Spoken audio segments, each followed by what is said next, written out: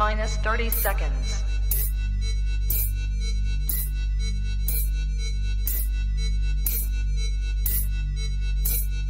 T minus 20 seconds.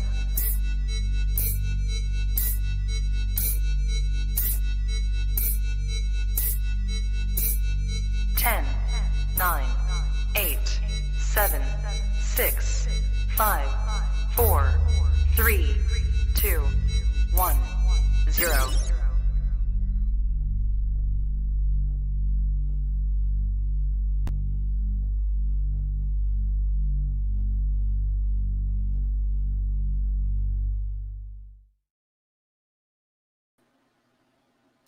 You are now tapped into the coolest reptile podcast in the world. Welcome to the Trap Talk Reptile Podcast, episode 351. We're here on a Tuesday night. Fat Snake Tuesdays. What is good, everybody? Oh, is it all about the Retics tonight, baby? I'm your boy, MJ. What is good? If this is your first time tapping in, do your boy a favor. Hit that like button, please. It's free. Hit that subscribe button, also free. Notification bell on your favor. That way you're on top of every single podcast I drop here on this channel. Check it out. If you're into keeping reptiles, admiring, wanting to make sure they're not being neglected, all the above, this right here, this channel right here, The Trap, this is where you want to be. So smash that subscribe button, notification bell. You'll always catch what's happening in the reptile industry. Most relevant shit happens on this podcast. Straight up to all the viewers, straight up what's up to all the subscribers, everyone in the early bird comments. I see you guys. Appreciate you guys so much. Now, if you're looking for exclusive content, if you want to support what I do, but mainly if you want to tap in with over 165 trappers, people are really dedicated by the well-being of reptiles and other animals and just all around building a community of just great fucking friendships. Go down to the very first link in the description below. Join the Trap Talk Patreon family. As soon as you join the Patreon family, you do get a link to the Discord, which will tap you in with over 165 trappers. That Discord is popping off 24/7, all about the growth. Everyone's there to look after each other, and I love it, man. A lot of our family members have been a part of the family for a long time, and I'm just so thankful to have you guys. We are growing by the day, and we are going to the top. I love you guys. Thank you so much, Patreon members. Seriously, you guys are the best. Cannot wait to hang out with a lot of you at Anaheim. That's right, the Reptile Super Show right around the corner. If you're looking to catch a live Trap Talk Reptile podcast episode, go to Reptile Super Show, Anaheim, Saturday. I will be live and direct with a couple super heavy hitters for sure. And if you want to see what that's like, how that is in person, I recommend you going to the Reptile Super Show. Clearly, Patreon members get VIP full access, aka come smoke with me whenever you want. You know what I'm saying? But either way, Reptile Super Show, I love you, Rami. I love everything that happens at Super Shows. That's where the magic happens, and I cannot wait to kick it with all the vendors who are hella respected at these Super Shows. And seriously, see how many people roll up. Anaheim Super Show is no joke. That shit is popping. Mainly because you gotta understand Disneyland's right across the street. So we get a lot of people that come over there, and it's really a good time. It is great. Shit ton of food trucks. One thing I do like about Anaheim, they have like a serious row of food trucks, and you can just go ham on whatever you want. So Anaheim Super Show, be ready. Do want to say shout out to the sponsor tonight, Ship Your Reptiles. That's who I use. That's who I always use. The OG in the reptile shipping game. Nobody better than Ship Your Reptiles. Chad Brown, are you kidding me? Shout out to Chad Brown. Shout out to Susie, my homegirl right there. And you can catch these two at any Reptile Super Show, okay? They kill it at all the Super Shows.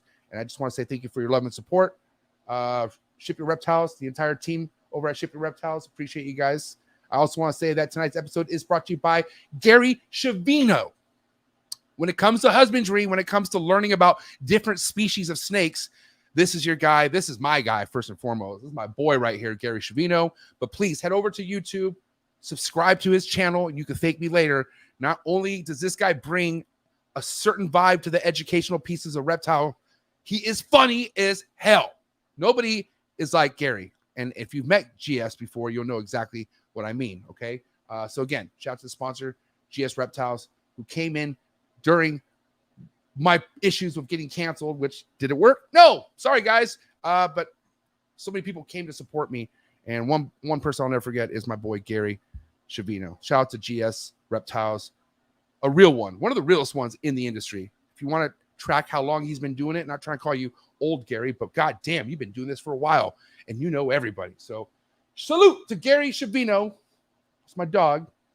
Also, guys, go follow me on Instagram. If you're on IG, if you want to see how I take care of my animals, if you want to see what I'm all about, I'm definitely an animal keeper before a podcaster. I'll always say that to the day I die, because all this stuff around me comes first. So anyways, if you want to see what kind of reptiles I'm really into, go to Instagram, follow me, Trap Talk God 619, and then also go follow the podcast's Instagram page as well, the Trap Talk Reptile Podcast. Also on Facebook too. If you're on Facebook, show me some love. What is good?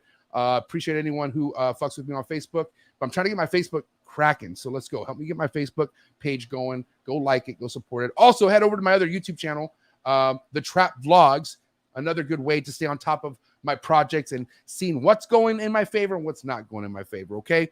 Boom. Who's here? Who's ready to rock and roll? Guys, anyone in the live chats, check it out. If you got a topic for me and the homie Wes, okay, because we're going to get into it tonight in a good way, drop a super chat. If you think this episode is so good and it's worth $1, drop a super chat, show some love. But if you have a topic that you feel like we should cover and I haven't covered it, or if you're worried about me not covering it, drop a super chat. Super chats get priority over anything in the super chat, in the live chat. So early birds, who's here? Who's ready to rock and roll? I know I'm ready to rock and roll. This shit's going to be heavy as hell. Miller's Menagerie in the building. Appreciate you tapping in. Justin Campbell, Trap Talk Patreon member, all day, every day. That's my dog. Thanks for tapping in. Space City Chondros, Flex in Texas, all day, every day. Thanks for tapping in. The homie West, Sunshine State Sulfurs in the building. Thanks for tapping in. Patreon member, all day, every day. New Patreon family member, Travis Gordon, TNS Reptiles. Appreciate you. And he's part of the YouTube family.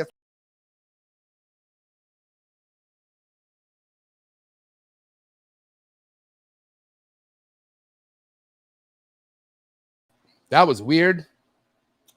First time I've ever done that. Not even sure what happened. But anyways, Travis Gordon, thanks for tapping in. I bet all you guys were like, oh, damn, is that all we're going to get? Nah, man, that was just a joke. Angel, Reptile Club, 310. Trap Talk Patreon member, all day, every day. I appreciate you, dog.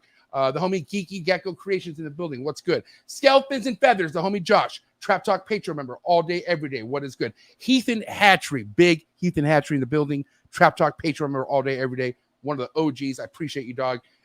Levi, FTL Reptiles, Trap Talk Patreon member, Sexin' and Flexin' podcast host, and he has a co-host by the name homie Chris. We're going to be killing it this Sunday, so be ready. Levi, quit trying to compete with my snakes. I'm always going to smoke you. That's a fact. JKJ Reptiles, what is good? Trap Talk Patreon member, all day, every day. 1776 Exotics, the original Patreon member, my very first Patreon member right here in the flesh.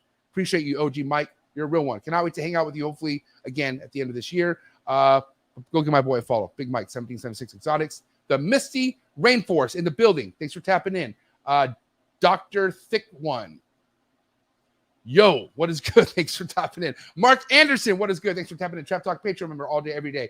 Oh my God, there's so many people tapping in, man. I'm going to end it with this guy because I just like his name. Luxor Reptiles. What is up, Luxor? Sick name. Big guest tonight. And I have to agree. This guy works with some heavy stuff.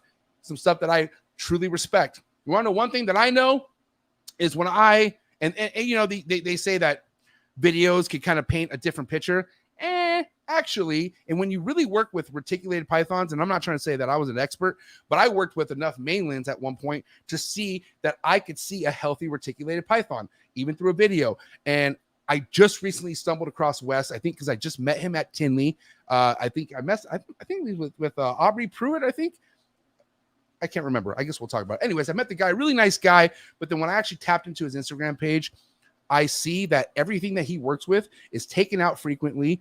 It's used to human interaction, and they pop. And I mean, they are beautiful. Wildfire reticulated pythons. Go check them out on Instagram. I'm going to pull up his page in a minute. But guys, do what you got to do to get your mind right. Do what you got to do to stay hydrated. Get the super chats up. My boy Ricky Bobby SRT with the first super chat of the night. But it is go time, ladies and gentlemen. Fat Snake Tuesdays. It's been a while, right? But we're back, and we're back better than ever. Episode 351. My homie Wes, Wildfire Retics, coming at you right now. Let's go. Good. You ready for do more in the future? Trap Talk podcasts?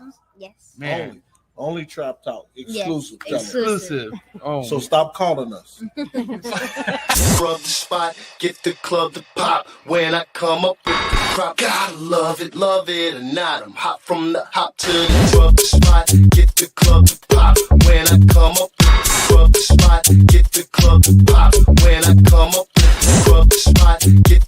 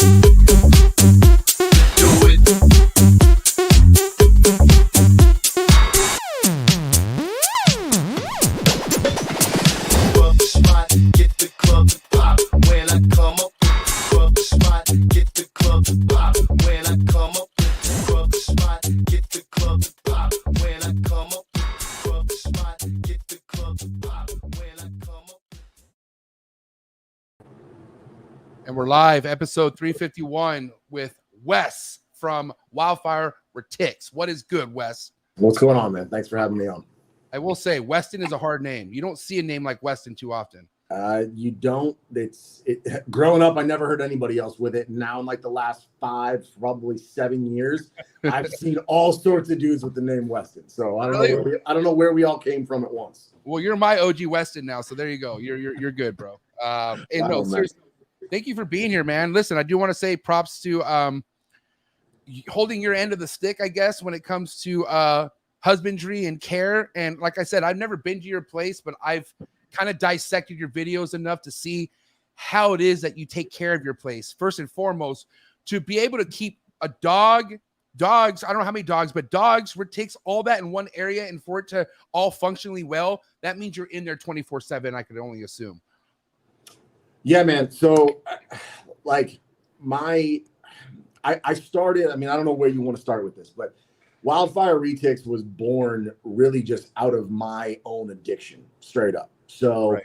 I don't know like how far back you've gone on me or my history, but I'll run through it real quick. So yeah. I used to live in Colorado. Okay. And in 2018, so when I was in Colorado, I was running a medical marijuana cultivation facility. That's what I did. That's nice. That's my background. Yeah, there you go. I know. I vibe with the trap, bro. I get it. So anyways, 2018, February 2018, I got raided by the DEA. My house, my facility, everything got shut down. My life got turned upside down overnight. Right. What year was this? 2018. 2018. What the fuck? Okay. Yeah. It's a whole long story, dude. And if you or anyone else that's listening wants to hear about it, I did a podcast on it. All you got to do is Google my name, Weston Wenner, the Adaptive Leaders Podcast. It's almost 2 hours long, and I literally tell the entire story there. So I won't take that time tonight to do that. That's fine. That's fine. So basically, when you got locked up, you weren't as in it as you are now, though. Like for real. When I got busted, I had maybe like a dozen snakes, right? So I've been Retics, or what'd you have? I'm just Retics, yeah. At that point, only Retics.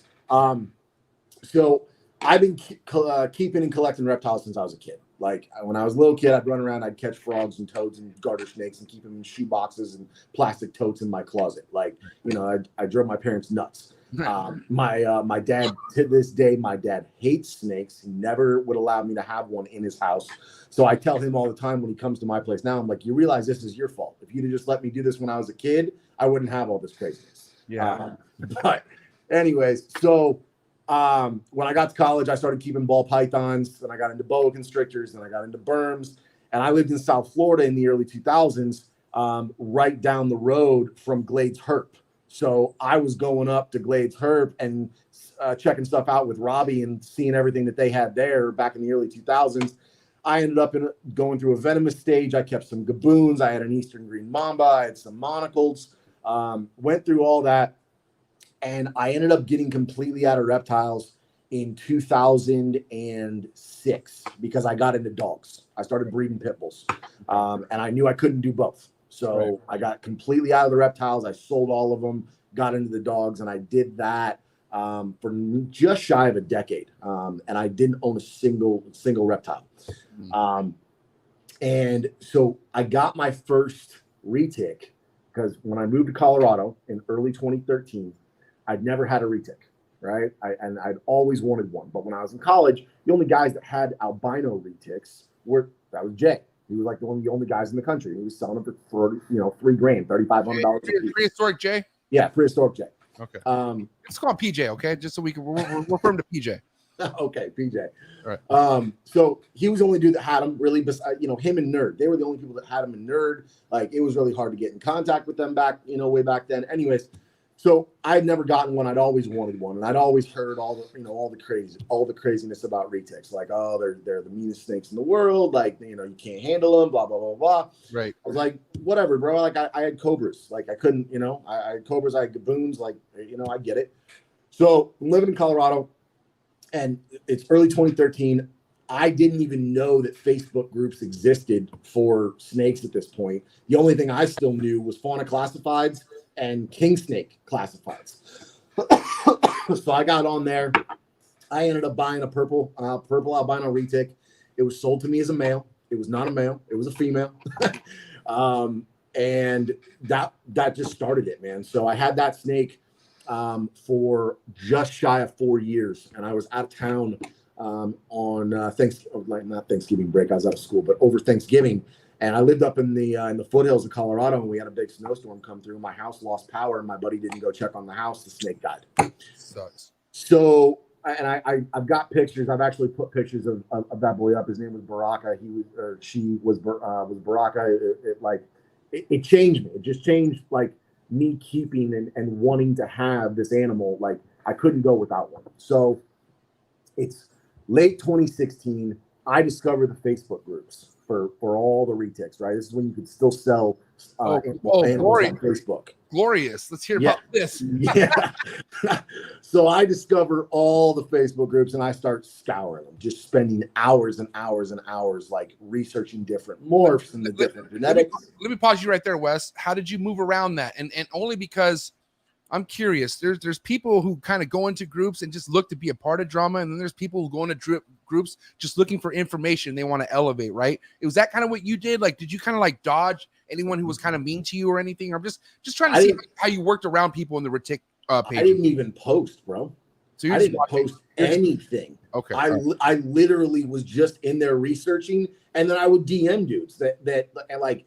I was DMing guys like Travis Warren and Paul Lucas, who's now one of my best friends, like Shane Costello. Like those were the guys that I was sending messages to about the animals that they had. So the crazy part about this, I saw this post, and it was in, and I forget what board it was on, but it was on one of the Retic classified pages. And I saw this post, and this guy was in Central Arkansas. And he had 15 retics, and he put a list of them, and he said, "Will not ship. Come get them, $500." Whoa! And I was like, "That's a scam. Like, there's no way this is a scam, right?" So I messaged the dude, and I'm like, "Hey, if this is for real, call me." I get a phone call.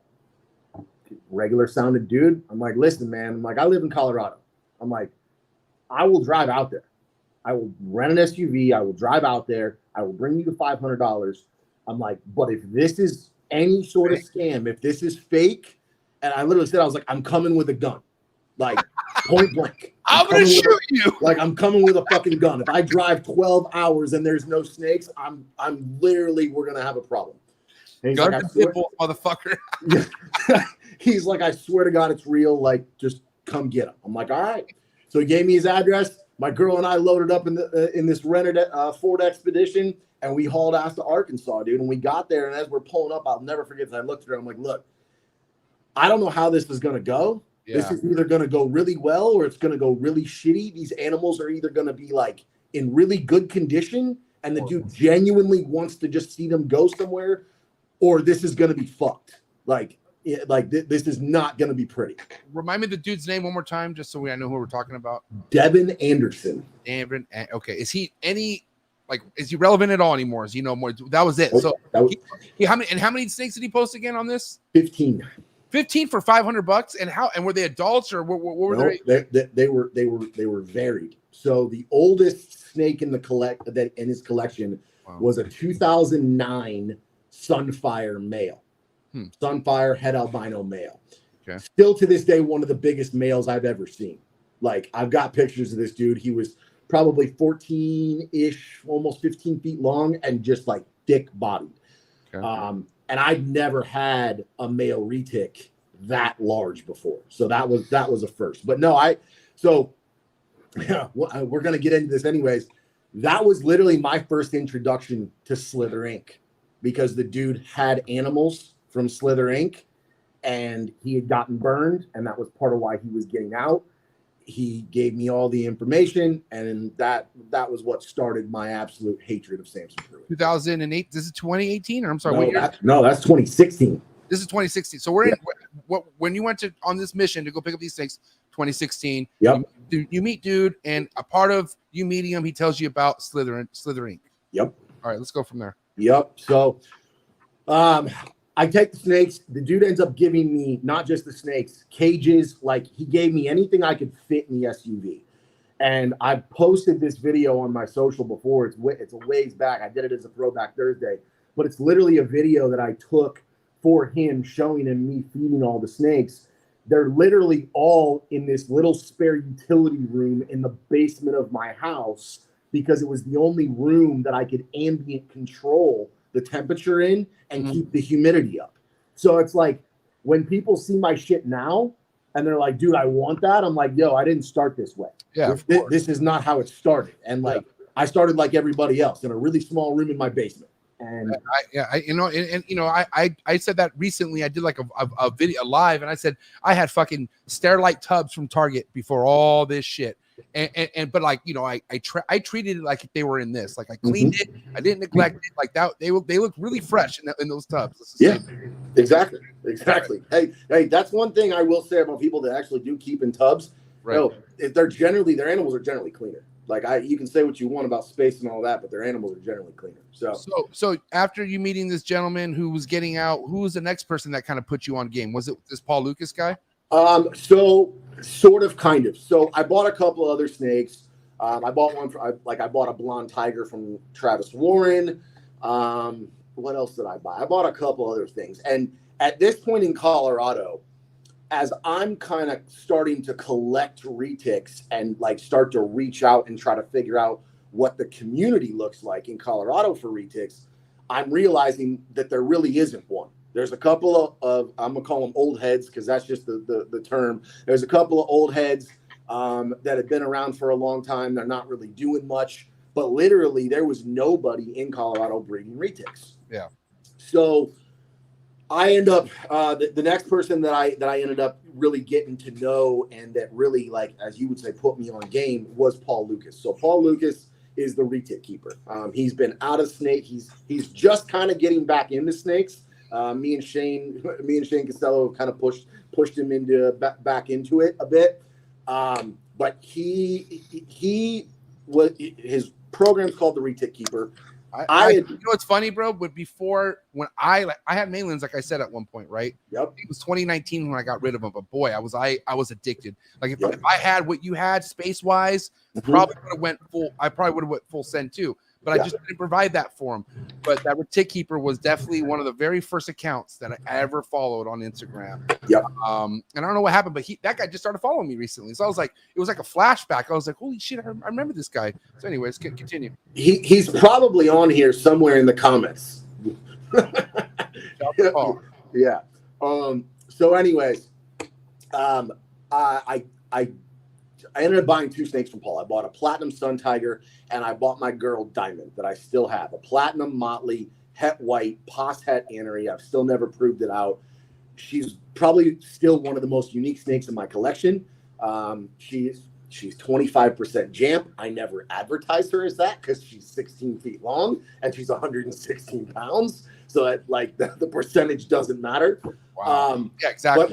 But I got that snake from her. And Paul, at that point in time, this is in early 2017, Paul had two, in my mind, textbook albinos. He had his big white face, Penelope, and his big purple Sunshine.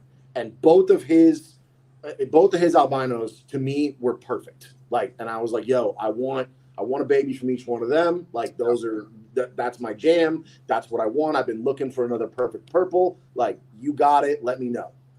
So I ended up getting those two in 2017. And through 2017, I picked up a couple more snakes, but I sold almost all of the original 15 that I bought.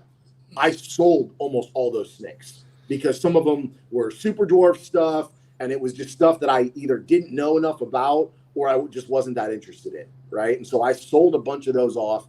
Actually, the one snake I still have from that trip is my 19-foot platinum Alice. That big ass platinum I have, that she came from that trip to Arkansas. Is that the one that's in the thumbnail? Yes, that is her. Yep, in the thumbnail. And listen, guys, I had a conversation with my good buddy today on the phone.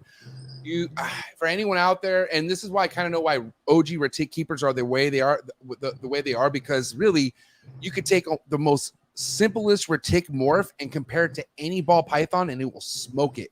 Like these retic morphs are next level popping quality. They're the most beautiful thing ever. It's just the maintenance. It's just care. It's extra care. It's like owning a Great Dane, like someone once said. It's like you can't just fucking see you in a week. No, it doesn't work like that.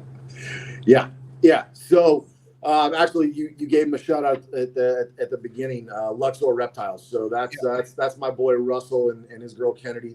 They work for me.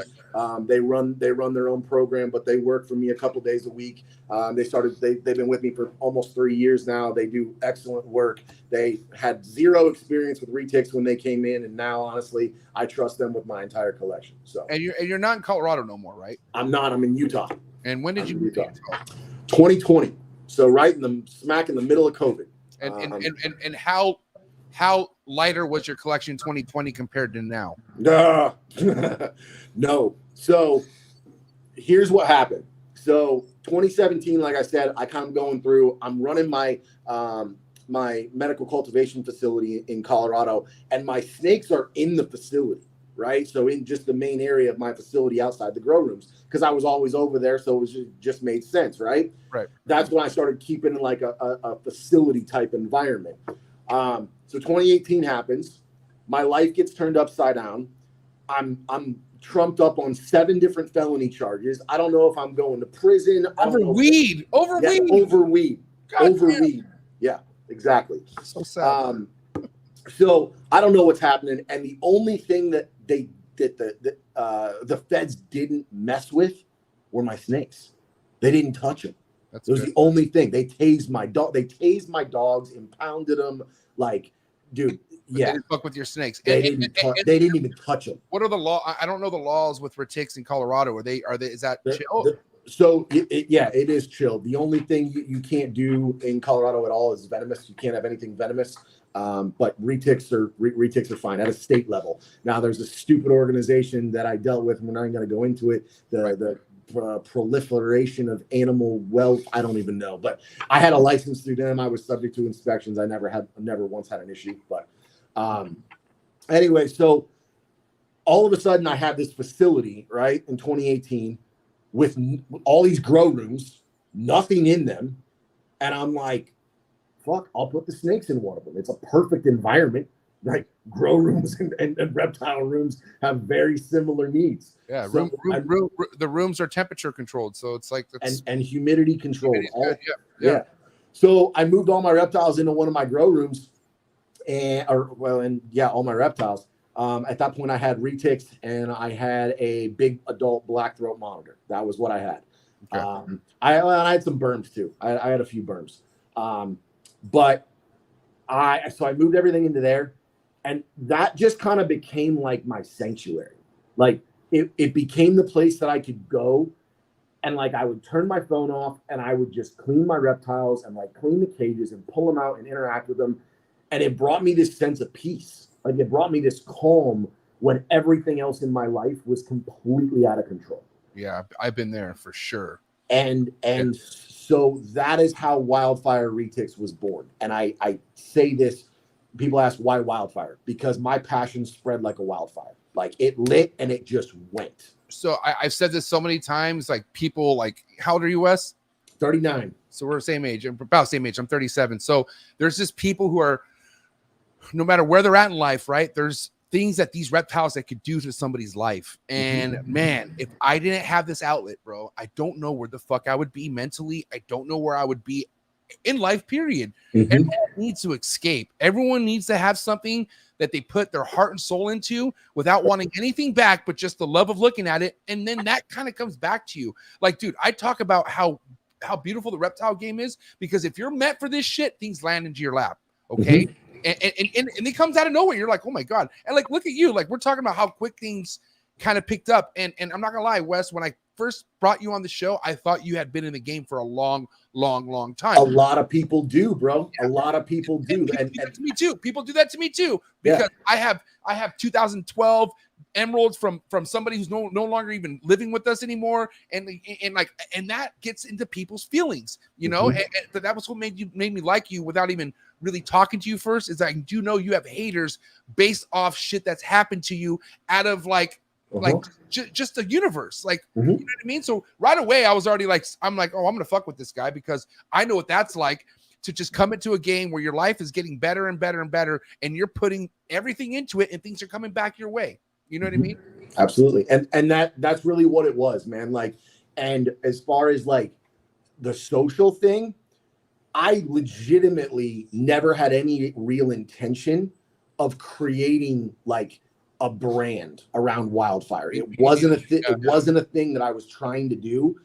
I legitimately, because I was working with my snakes so much by myself, and through 2018, I kept picking up snakes. And there was this one snake in particular. She was an adult pied female. She had a terrible attitude. And when I would work with her, I would be like, well, I don't have anybody here with me, right? Which is always, you always hear this, oh, never work with big snakes alone. Well, I didn't have a choice. I lived out in the foothills in Colorado. I didn't have anybody I could just call to be like, hey, come over and help me deal with this 15-foot angry snake. Like, I didn't have anybody. And so I literally started my social media stuff by just going live on Facebook so that if something happened, people would actually know. Call the cops. Yeah. Swear to God, dude. Like, that's why I was doing it. And I had this one. That's the smartest thing because listen, what are you going to do? Not take care of the snake? You have to. And you put yourself in this position. And bro, trust me, I got a dwarf, right? And this is when I kind of get so pissed at this shit sometimes. But I got a dwarf, but he was a male breeder, proven breeder. I don't know how old he was, but he was about 11 feet. And he was a fucking goddamn pistol, bro. And sure enough, it got to the point where I'm like, okay, like he's cool once you get him out, sort of, right? But he has his moments where if like you touch him somewhere on his neck, he'll turn around and bite you. And sure enough, he got me. He got me really, really good. He got me where he wrapped around my hand and then his other half wrapped around my feet. And I'm like, Jesus fucking Christ. And like, you know, smartest thing is I didn't fucking pull my hand away. Like I let him grip. And then I stood there and I didn't have to corn on the cob it. Like I didn't chew on the tail. He just eventually let go. But boy, dude, I still have fucking nerve damage in my pinky, bro. I believe it. That could have been so bad. Like, let's say I'm trying to squirm. Like, let's just say I panicked, right? And not only do I rip my hand away and there's blood, but let's say he wraps me. You know what I mean? Not that he could have killed me, like, or swallowed me. But man, like I'm not everyone's big boys and big girls out there. Like, I mean, you heard about the story about not too long ago about a 7-foot super dwarf killing that girl in that sheriff's collection or some shit. It's that easy, bro. Like it's that easy. So, dude, I've been there. But listen, this is why kudos to you, Wes, because as much as I loved being around these animals, I knew something bad could happen. Not only to me, but like, let's say I'm gone and my wife is in the room or something. Or you know, and another thing too, Wes, it was so difficult to leave my collection and tell people don't touch the mainlands, bro, because I don't trust them. And you know, what do you think I come home to after 7 days? They're swimming and just sitting in their own shit. And I used to hate that. Like my heart would break. Obviously, you know what it's like once you clean your room. Like once you have a fresh, like everything's perfect. That is the best feeling in the world. I will tell you that. When all 12 of my mainlands, fresh paper, fresh water, even though it only lasted for like 30 minutes, I would just walk around and just enjoy it, man. And that's like like enjoying the fruits to your labor. That's what the reticulated pythons do to you. But you got to want to have that. Like you got, like, you know, I mean, dude, there was things where, like, God forbid, I stayed up all night doing retics. And let's just say, I don't know, I bet this happened to you. How many times have you got done doing what you had to do? You turn around and it just shit. Dude, like, it's almost inevitable. Or what if it, like it's shit all over the glass? You just cleaned it. Like I can't just go to bed and say, all right, no, I'm cleaning it again. I'm cussing, I'm yelling and cussing, but I'm doing that shit. You can ask Russell. It happens to us all the time. We will literally put a snake back in a cage. We turn around, we're cleaning another one. I look over, I'm just like, this motherfucker. Yeah. And it's always when when you're like on a fucking time crunch, you know what I mean? Yep. But you know, listen, it's you love them. Like it is what it is. You know? I tell people all the time, if you don't love cleaning, don't get into retics. Just don't. Period.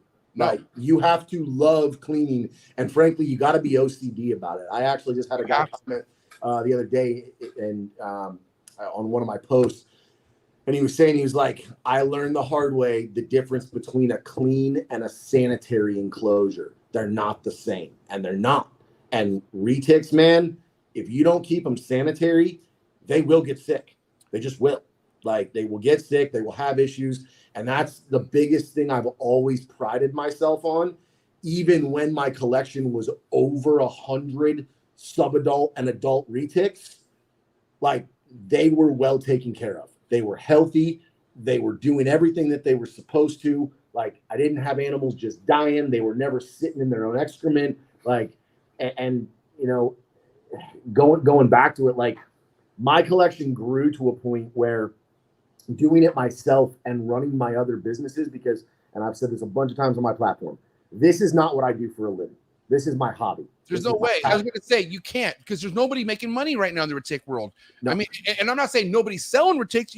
I get it, but you ain't balling out right now. Nobody's balling out in the retic world. No one is. I don't care what lie they're telling you. Yeah, no, I don't care for some shit, but you ain't making money. I'll tell you that much. So, if you're doing it right, and that's the big thing, if you're doing it right, you're not making any money, because all of your money that you're making is going right back into them. Period. That's facts. And so, from 2018 to 2019 was when I really started kind of blowing up on social media, because I was one of the first guys posting videos, like whole video segments of my collection, of what we were doing, of how I was doing things. And that was one of the things that when I was coming up in retics, you couldn't get information. Right. No one would tell you shit. But let me pause you right there. That was the whole era of OG keepers on everything. Nobody wanted to give you information. That's the whole way of doing things in this industry. They hoard the information or they mislead you. But because of the beauty of social media, there ain't no faking it no more, because if you are misled, somebody is out there to try to inform you now. And dude, that's exactly what you did. You not only did you go on live to make sure you had safety, but I'm sure you met people, you were getting tips, people were talking to you, you learned as you're going. You know what I mean? And let me tell you another thing, Wes. There's too many fucking people who have so many things to say against people who start social media and do good with it. Don't be fucking mad. Don't be a jealous, lazy fuck because this guy or myself decide to post shit consistently. That takes work. Why do they think it's so easy to post shit? It's not. So look, here's the deal. And I've been very open about this. If I wanted to turn Wildfire into a YouTube channel and like be a YouTube guy, I could do that. I could very easily do that. I don't want to. Okay. And here's why. Number one, creating content's a lot of damn work. Yes. Number two, doing it in a professional manner is even more work. And I run, and I'm not digging on anybody that runs a reptile business as their business. I run real businesses though. Like I own and run real businesses that support my lifestyle and support my reptiles. And so I don't want to be obligated to the social media thing as my income. And frankly, we've seen how that we've seen where that goes with some people in this industry that have become dependent. You got to treat the social media like a hobby, bro. Same shit. Yep. And so that, like, you're absolutely right though. Like I never had any intention of growing a following on social media. And the fact that I have the following that I do now, still, like, it's silly to me. Like, when I met you at Finley and I'm walking around and people are coming up to me like, dude, it's so good to meet you. I'm like, I'm just a guy that keeps some big snakes. Like, but you're really cool though. Here's the thing. Like I don't want to say I met a lot of retic breeders, but there's just something about chip on their shoulder, nothing out to the homie chip, but there's just some people with a chip on their shoulder in retic community where they almost don't want to talk to you. They don't really want to fucking engage almost. And I don't know if it's because they're just worried about who's who. And that's the thing. Like, dude, reticulated python people all look over their shoulder for a big reason. You know, most of them have their fucking hands dirty. Let's be honest. And a lot of them do. A lot of them do. And that shit's coming out right now. And like, I've made enemies in the years past because I'm outspoken about it, and I'm making more enemies right now. Like, straight up, there are some absolute dirtbags in the retic industry that have been around for a long time. that have been allowed to get away with animal neglect, animal abuse, and what we're seeing now is straight up animal torture. Right. Like, it's but it's not just this guy though. That's the thing. No, it's Samson not. got caught. Samson got caught. That's he got caught. There's more Samsons out there. Like that's what's scary. You know what I mean? Well, and that's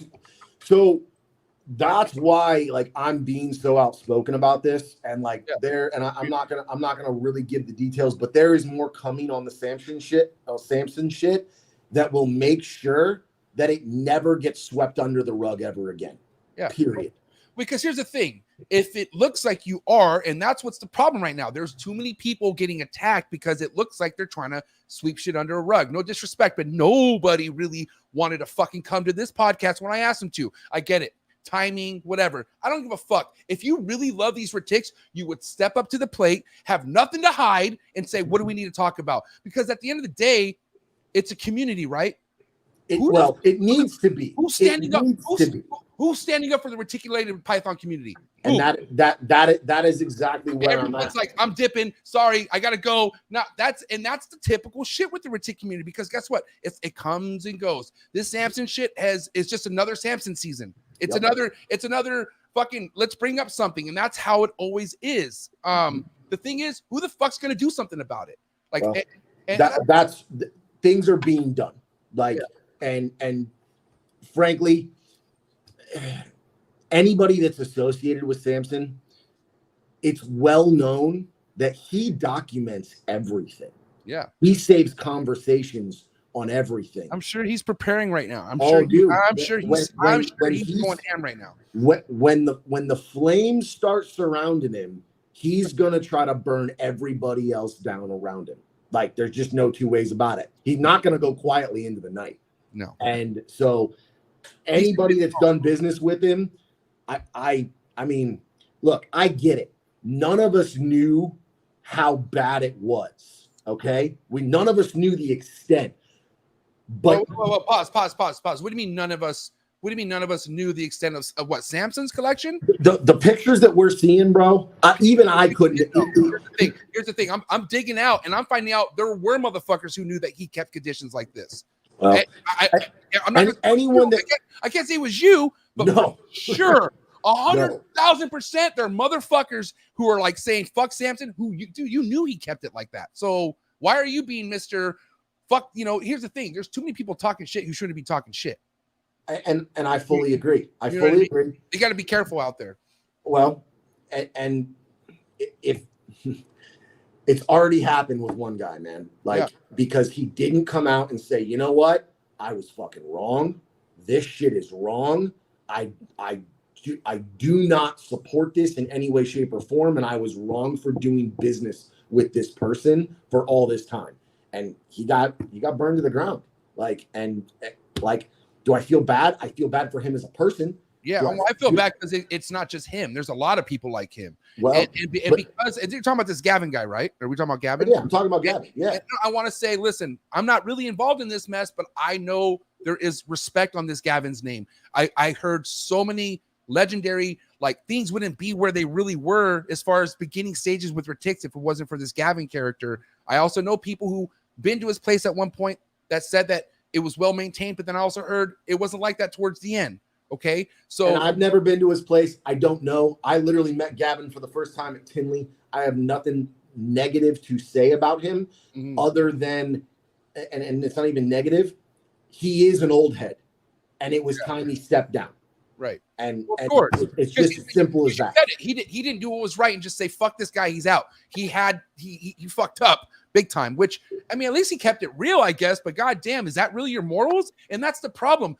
Maybe the way he worded things was so truthful that, like, that's how other people feel too, and they're just not stepping up and saying it. Oh, I know there's other people in the Retic community that feel that way, and they're staying real quiet right now. Yeah, for sure. For a lot of reasons. You know, but at the end of the day, and I've said this forever, as a hobby, if we are not evolving, we are dying. Period. Right. And to evolve, shit has to change. We have to settle. We have to face it. instead of brushing the whole like, well, it's just a retic community. Fuck it. Like, no, dude, doesn't work like that no more. Well, here's the deal. It's not fair to people like you or people who really do right by the animals. I said this, Wes. What really makes me upset over the million other things that this fucker has done was the fact that, let's say this shit pops off on a Netflix documentary, that average human who does not work with reptiles is going to always think all snake people are like that. Like, that's how all snake people are. And people love to judge. They don't give a fuck. It's lazy. It's an easy way to judge somebody just off, oh, that's all I need to see. You know what I mean? And we 100%. We are looked at as the dregs of society because we keep reptiles and people think that they're dirty, evil creatures, right? No. That stigma, I've been trying to break that since I came into this, right? And like I've done things differently and I've tried to present things in a way. And I've gotten comments from people, especially on social media, just being like, you know what? I really don't even like snakes, but I like what you do. I like how you do this. And like, if I can help change that tide, then the whole social media thing is completely worth it to me. Period. Right. And here's the thing now, right? It just dawned on me how I should have just started fucking driving this on my podcast all the damn time. How easy is it? Like, let's just say you're new into this. And you know there's a lot of fucking fucked up keepers out there, so you should be worried, right? But let's just say you inquire an animal, you're not too sure who this person is. How hard is it to say, can I get a video of your collection? Like, can you just give me like, can you just show me what your room looks like? Because first and foremost, I'm new. I would like some inspiration, but I want to see how you keep your animals. That should be no problem. That should be like, I mean, yeah, here's my room's dirty, but I'll still show you because my room is fucking always maintained. Yeah. You know what I mean? It's that simple. I put out a video, I think it was either 2019 or 2020.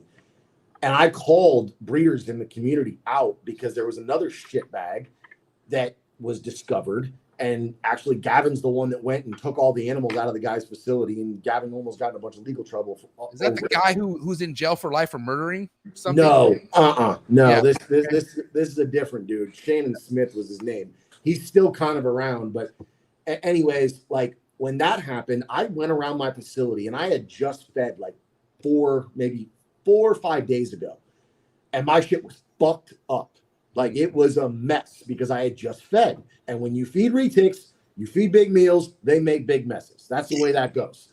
And I went around and I took a video. I opened tubs, I took cages, and I was like, this is as dirty as it gets. This is as nasty as it ever gets in my facility. And I, at that point, called out all the other breeders. Now, of course, nobody else wanted to do it, right? And that's because they know their shit stinks, period. Like, there's just no two ways about it. And exactly what you said. If it didn't, they'd be more than happy to provide videos, to provide whatever of their setups, their facility, whatever. And that's like one of the things that I've always prided myself on is anybody can walk into my facility at any point in time. Anybody can ask for a video. I have nothing to hide. I have nothing to hide. And that's part of what I believe has made me successful in this industry. Because that's what makes anybody relevant. Why are you in this industry? Okay, if you admire animals, you don't keep them. That's one thing, right? Okay, God bless you. You're a fan. I get it. But if you're an animal keeper, what makes you relevant? How you keep your animals. Right. It's not that you're a legend, you wrote a book and you could just be a piece of shit for the rest of your life. No, that doesn't I don't give a fuck about that. Fuck all your books that you wrote and all the fucking, I don't care. Dude, people could shit on their legacy just by showing some neglect. And that's what they're doing. But the thing is, there's people hanging on saying, nah, sorry, people change. Nah, people can change. What are you talking about? It's been happening year after year after year. And mind you, dude, I do notice a lot of people coming to back up fucking, what's his name? Piece of shit guy. They're not even in the hobby no more. After a certain while, they go, well, this is why I left the hobby. There's so much drama. Yeah, drama, right, motherfucker? Yeah, this is drama. Okay. And that's the thing. And so I became an admin on the Retic Nation recently. I can hear you. Keep talking. Simply because we knew all this stuff about Samson was going to come out. Like, it was leaked to a select few of us before it was ever made public. And we all, like, several of us got together and we were like, all right, look, what are we going to do? Because this is going to hurt the hobby.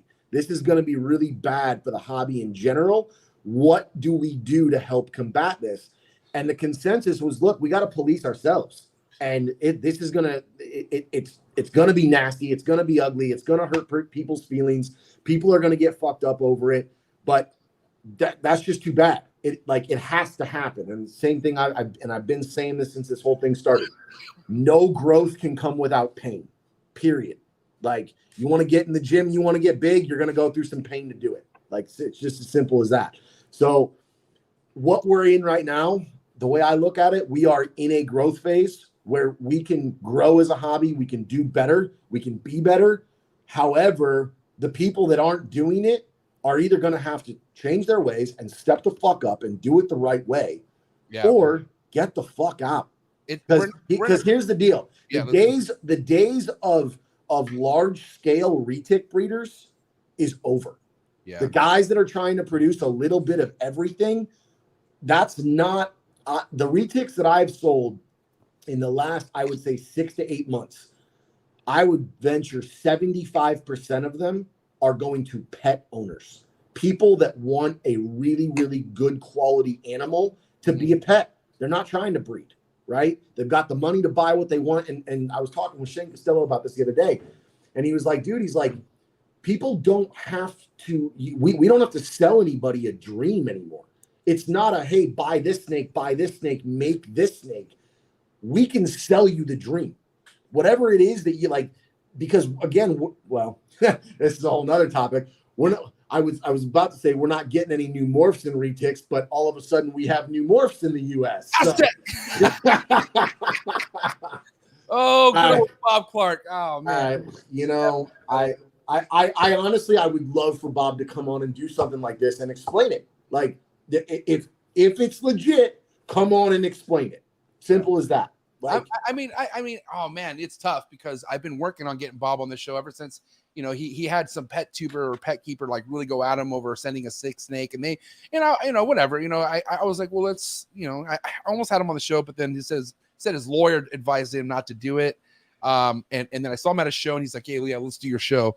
But now with this Aztec thing, it's like, oh man, I don't think he's going to show his face right now. I don't think it's going to go down, which is unfortunate. It is. My point with that, and honestly, like, that would be the easiest way for him to come on and just clear the air. Like, but dude, don't you think it's going to be easier for so many people just to come out and say, listen, I'm sorry, like, this is the way it was, and I don't want to be like this no more. I want to change, And the thing is, it should be easy. It should be, but it's not. But it's not. Because they're not being honest, bro. You want to talk about in the evolved stage? I don't think we're at an evolved stage. We're in a pain stage, bro. Right now, we're all hurting. Not all of us, but I'm just saying the reticulated for the most part are all hurting and facing the truth. The truth makes things hurt, but as soon as you accept the truth and you want to change whatever it is that you're fucking up on, it just gets easier. It's like the gym. Like, you're talking about the gym. People just struggle working out. But until that 3-month mark and they finally got a fucking rhythm going, you don't even think about it no more. Like, now you're just, and then you're living a better life, Exactly. But you gotta want it, bro. And the thing is, a lot of these people are only willing to do it because you're about to get caught. Like, there's like, it's like, think about why things were the way they were back then, because there was no eyes on them. You could fucking just send a snake and nobody knows what the hell you're really doing. Social media has changed everything. And I was told, listen, we're really after Slither and Ink based off the husbandry and how they keep their animals. But, and this is me not giving them props, but they've actually sent a lot of nice quality animals to people. Like, so they had a system where they could hatch out good looking babies and probably get them the fuck out of there before they get shit looking. But, and that's maybe how they, I don't know. I mean, still, it doesn't take much to see how this guy was a fucking piece of shit. But at the end of the day, there are people who have his shit, like his productions in their collection, and they probably do really good for him, and they probably have no issues and whatnot. But again, look at the root of the problem. It doesn't matter what you're sending out. How are you sending it? Like, what is it? Well, let's see how your room's being kept. And that's where we're ending that era where you can't get away with that no more. Like, you just can't. And that's because of people like us. And you know what? Call me a fucking whistleblower. I don't care. Dude, you want to talk about how our sanity got saved? That's why I'm willing to step up. You fucking piece of shit didn't save my sanity. These animals saved my sanity. Exactly. So, dude, I will always come to fucking fight for these Give animals. me 1 second, dude. I gotta pee real quick. I'll be right back. Guys, I'm glad he had to take a piss. 120 people in the live. Hey, we're just about to get things going right now based off the shit that I need to talk about with this guy. So do me a favor. The likes are very minimal right now. There's like 40-ish likes. I get it. People are excited. But if you think this podcast is popping right now, if you think my man Wes is getting some cool facts across, you think that this might lead to something that we can evolve to, hit that like button. Get the likes up right now, and we're getting shit popping. Shout to shout out to the super chats. DNT, thanks Weston for being a believer, friend, and leader. Yeah, I think Wes is really, really player. I'm not gonna lie, man. Rocky Mountain Reptiles, appreciate the super chat. You guys are awesome. Geeky Geckos Creations, thank you so much. You guys are awesome. Man, this is great. Appreciate everyone who's tapping in.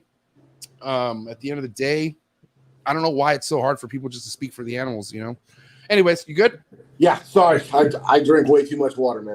I'm on. Listen, I'm probably gonna take a piss too in like 12 minutes, so you're good. But no, listen. No, exactly what you were just saying. I want to touch on that because here's the deal. The reptile industry, and I was having a conversation, and by the way, Shane told me to tell you he's down to come on the podcast. He's down to come on. He's down to talk. And he was like, yo, come on with me. So if you want to do another one with both of us, we're down. Shane needs to stop treating me like we're not friends, okay? Shane, I love Shane. Honestly, I mean, no disrespect to anyone in the mainland community, but I respect Shane the most, bro. That's my dog right there, bro. But only because I seen him be pushed against the wall with all these haters, and he said, fuck all you. I'm going to create my own shit. Like, Shane is a self-creator. He is. We need more people in this hobby like Shane, and that's but it must fully agree.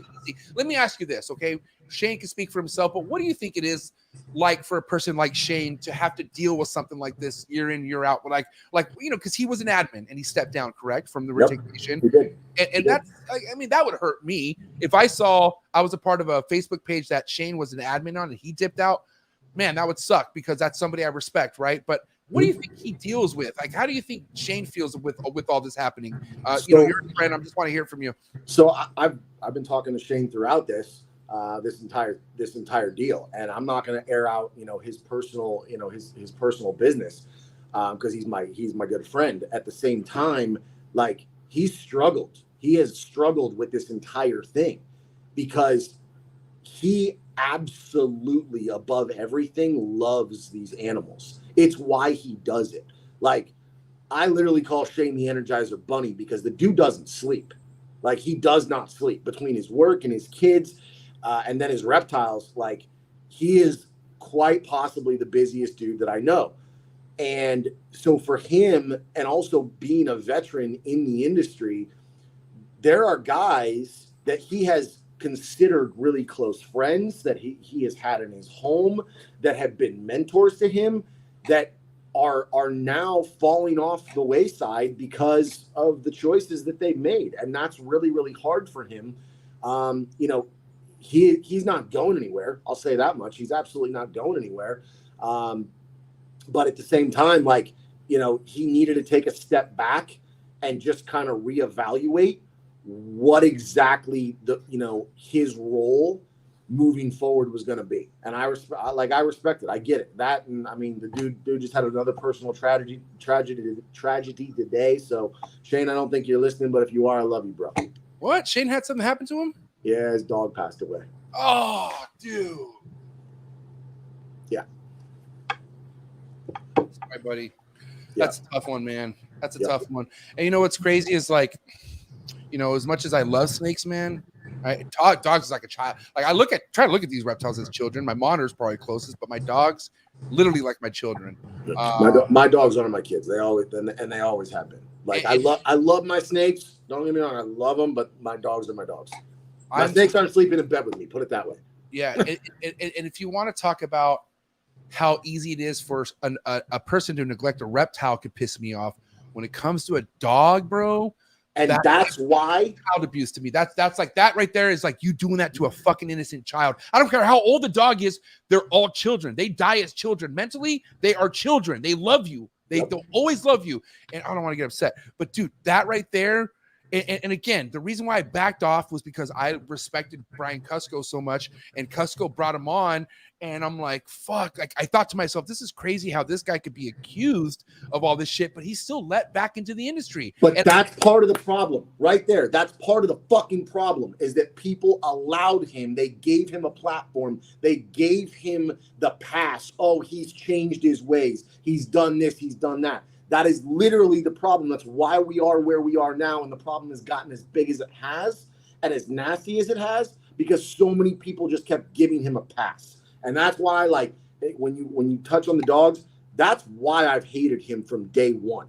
Is as soon as I found out about the dog shit, done, man. Like, see it though. There's no going back from that, bro. Like, no, there's not. Like exactly what you said. It's the same child, thing. Rape somebody, like, dude, that's it. It's done, bro. And it's green light. If I see you, it's on. You know what I mean? But you know, it was like, I'm not gonna lie, because you're right. You know, and here's the thing, Brian didn't bring him on to like glorify him. I think Brian did what a podcaster had to do and bring him on to see what is it about these allegations, you know? And the fucking guy was a good talker. He's a fucking good talker. The way he worded everything is like, you know, I never got accused, or I'm sorry, I never got convicted of anything, but yes, he did. He did. Yes, he did. You can look up the court cases on the North Carolina.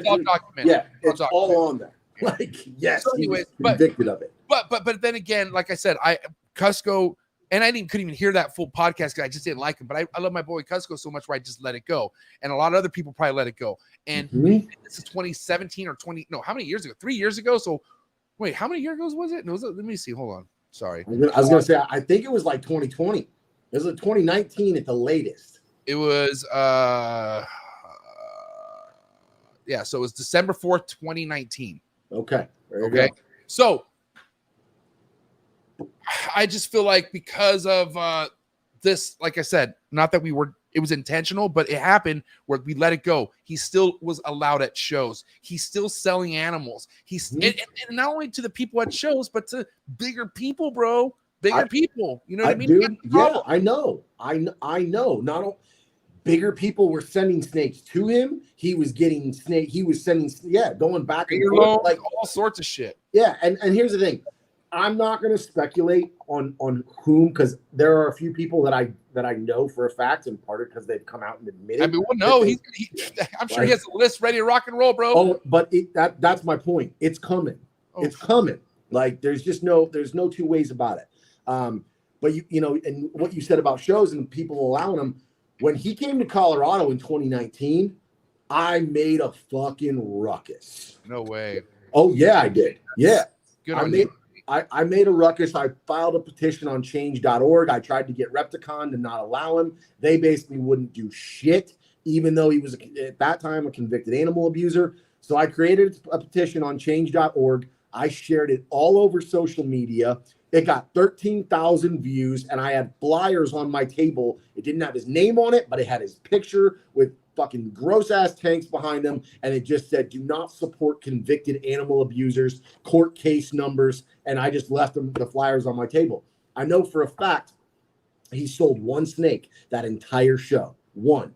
Now, he claims, and he makes this claim, I had the best show ever. I sold 12 snakes on the weekend, because a reptile pet shop owner in Denver bought 11 snakes from him wholesale, because he was begging the dude to buy him so he could have gas money to go back home to North Carolina. So I ran him out of Colorado, was my point. It wasn't that hard. He never came back. He never came back to Colorado.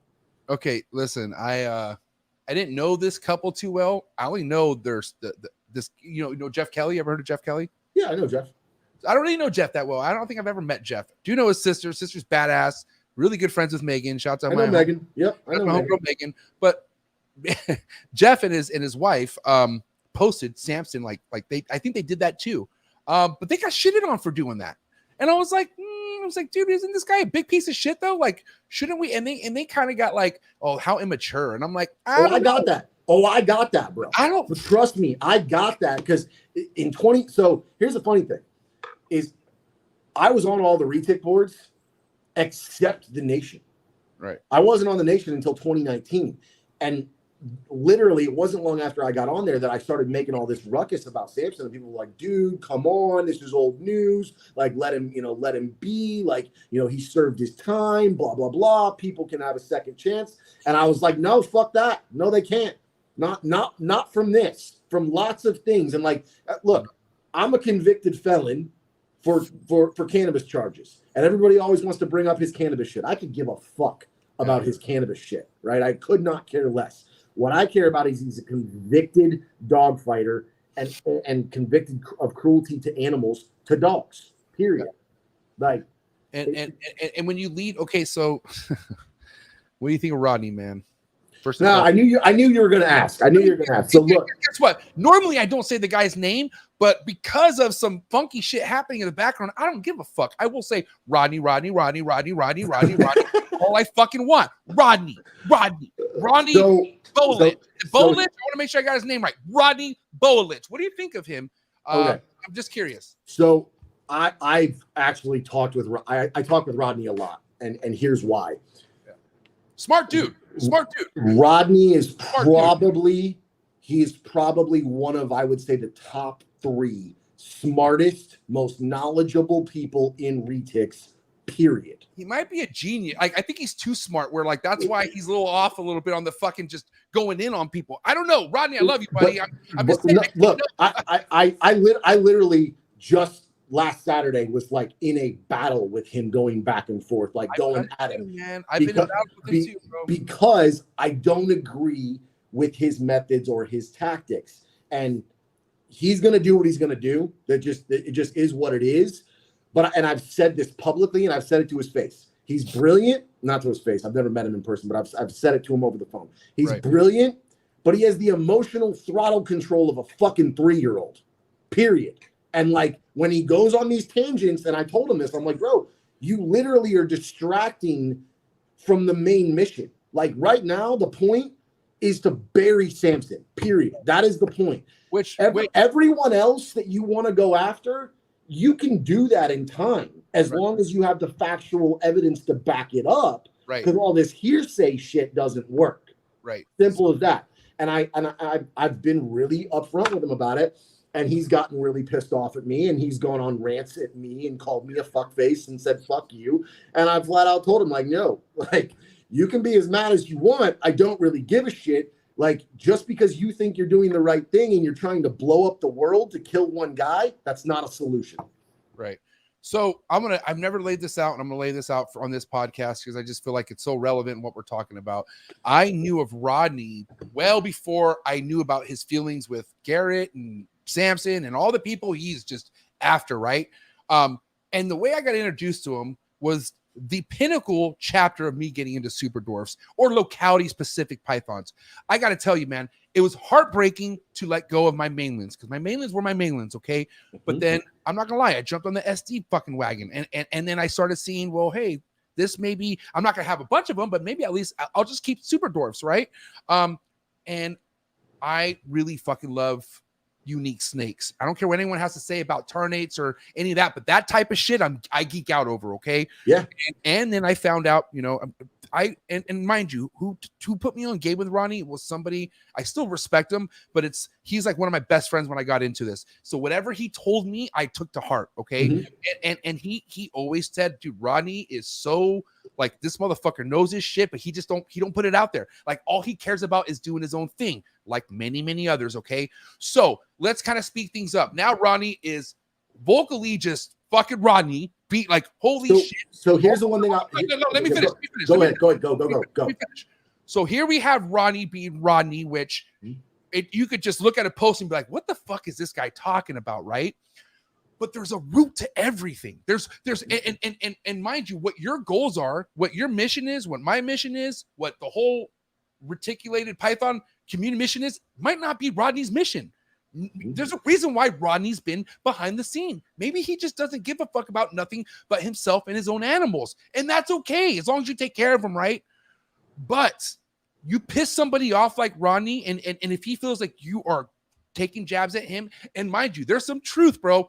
There's some fucked up shit that happened to Rodney where it didn't help his mental state against going ham on people, to where, first and foremost, accurate as shit on Samson, right? But now there's other stuff. And it's like, you just hold on like this because I don't want this legacy for Rodney. I think Rodney's worth way more than like being known for this guy.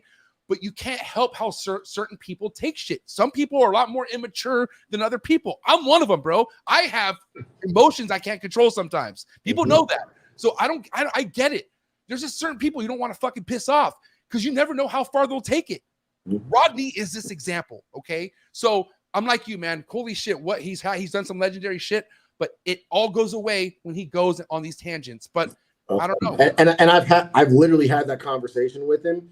And he still disagrees, and he'll probably send me a message and say, go fuck yourself, and that's fine. I don't like it. It doesn't matter. I still respect him for what he does and not even necessarily what he does. I respect him for who he is in the community, and I genuinely believe he could be one of the greatest forces for good.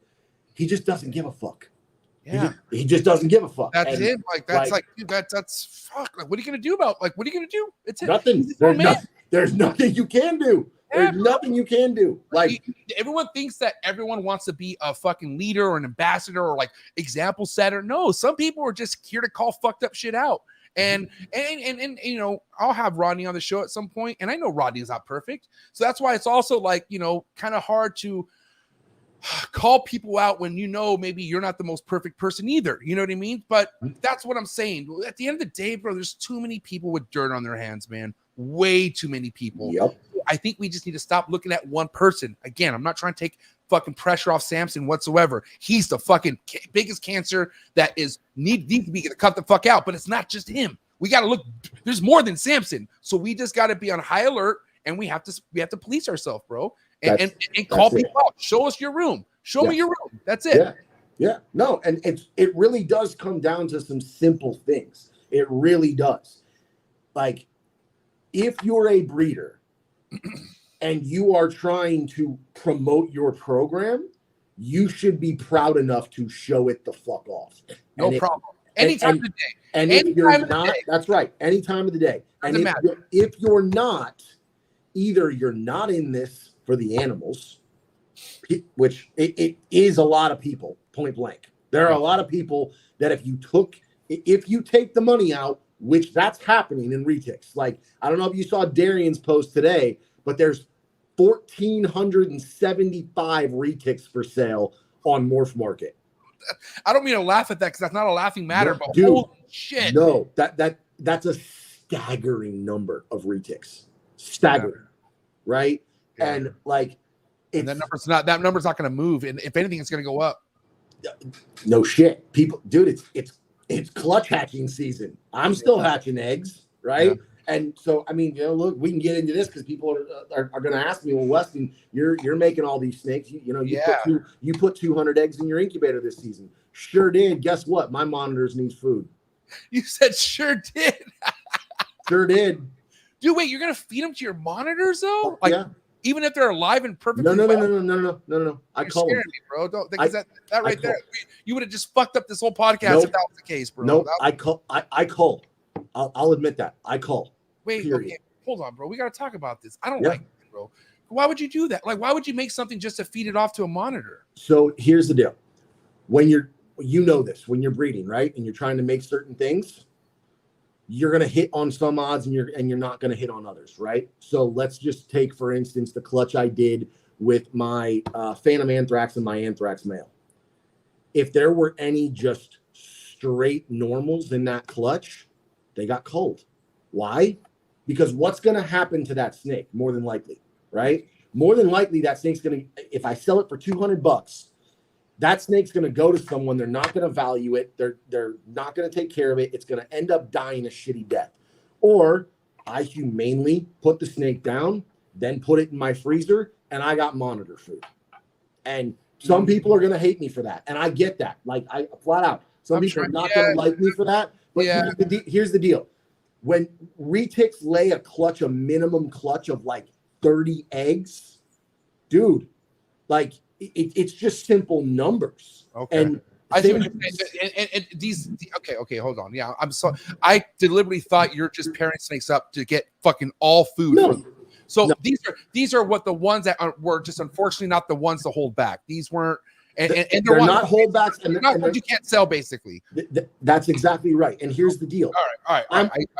What I'm trying to put out, is the best of what I can, produce. Period. Right. Like, I've been doing it for years with any animal that came out with. I don't care if it's the smallest defect. If it comes out with a defect, it gets culled. I'm not selling that animal. I'm not going to do it, because here's the deal.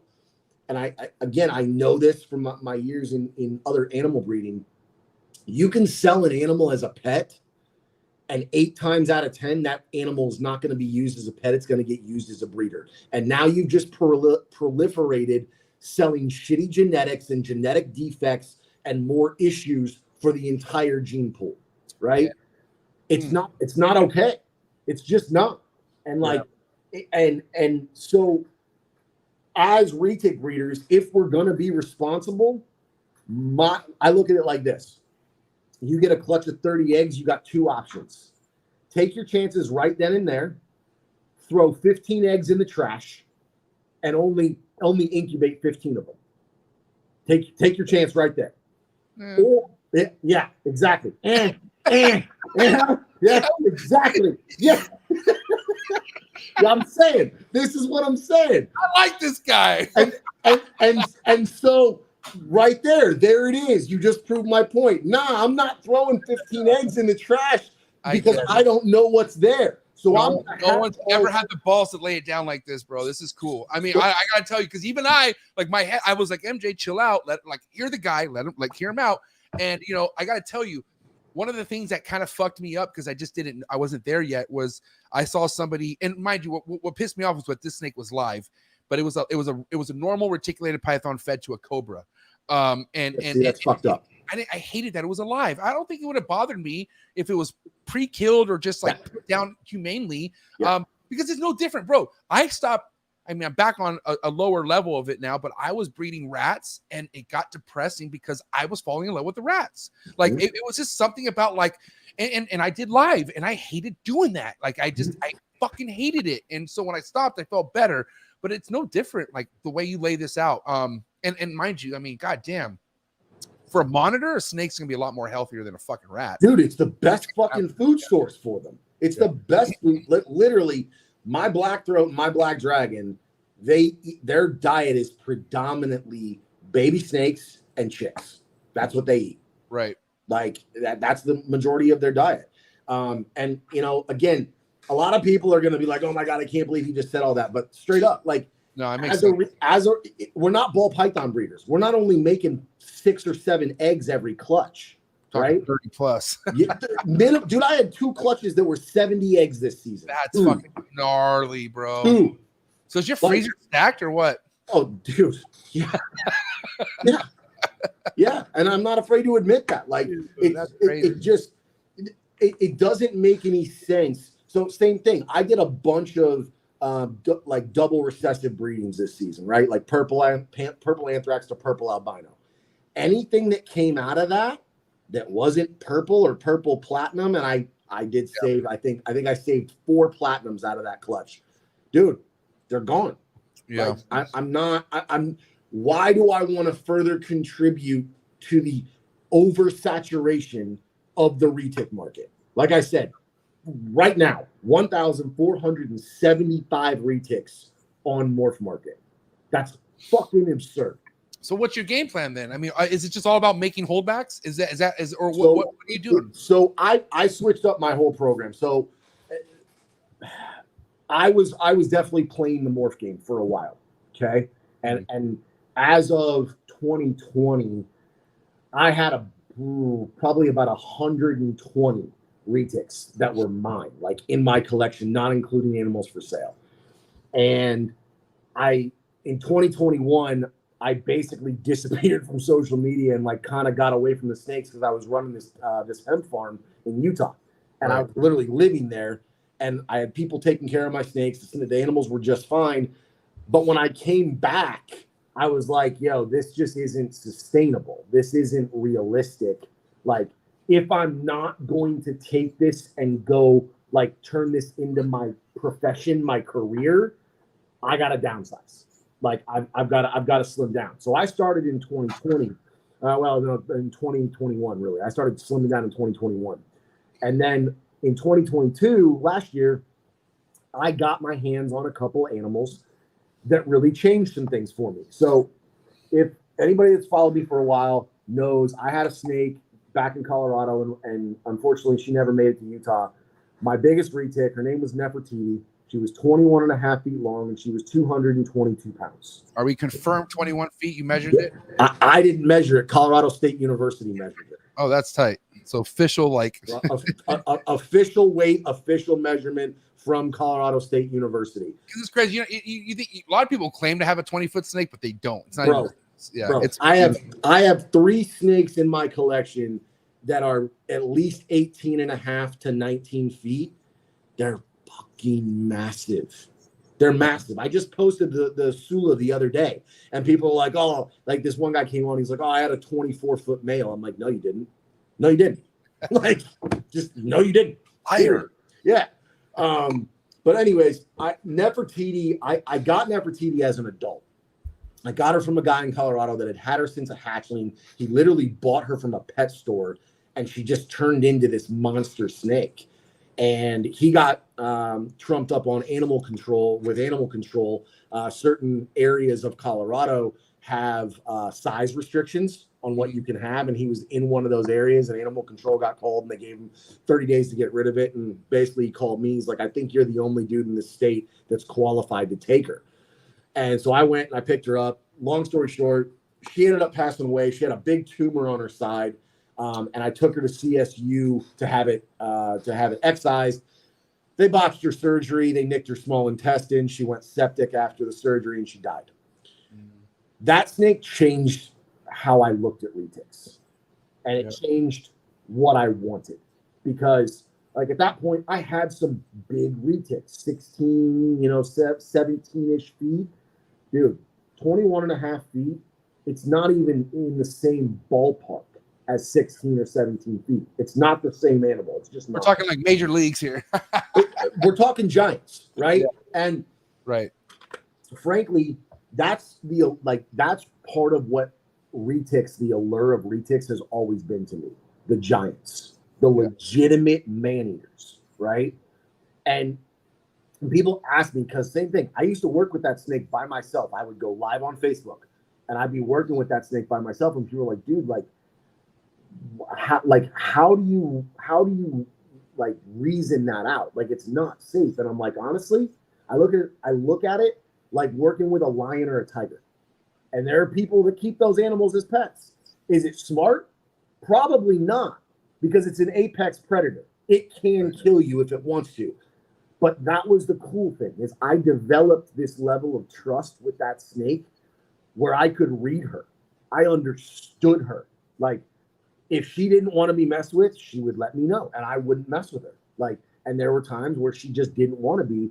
But like that, having that snake changed me. And so when I started downsizing in 2021, and then 2022, I got a couple of animals in my collection.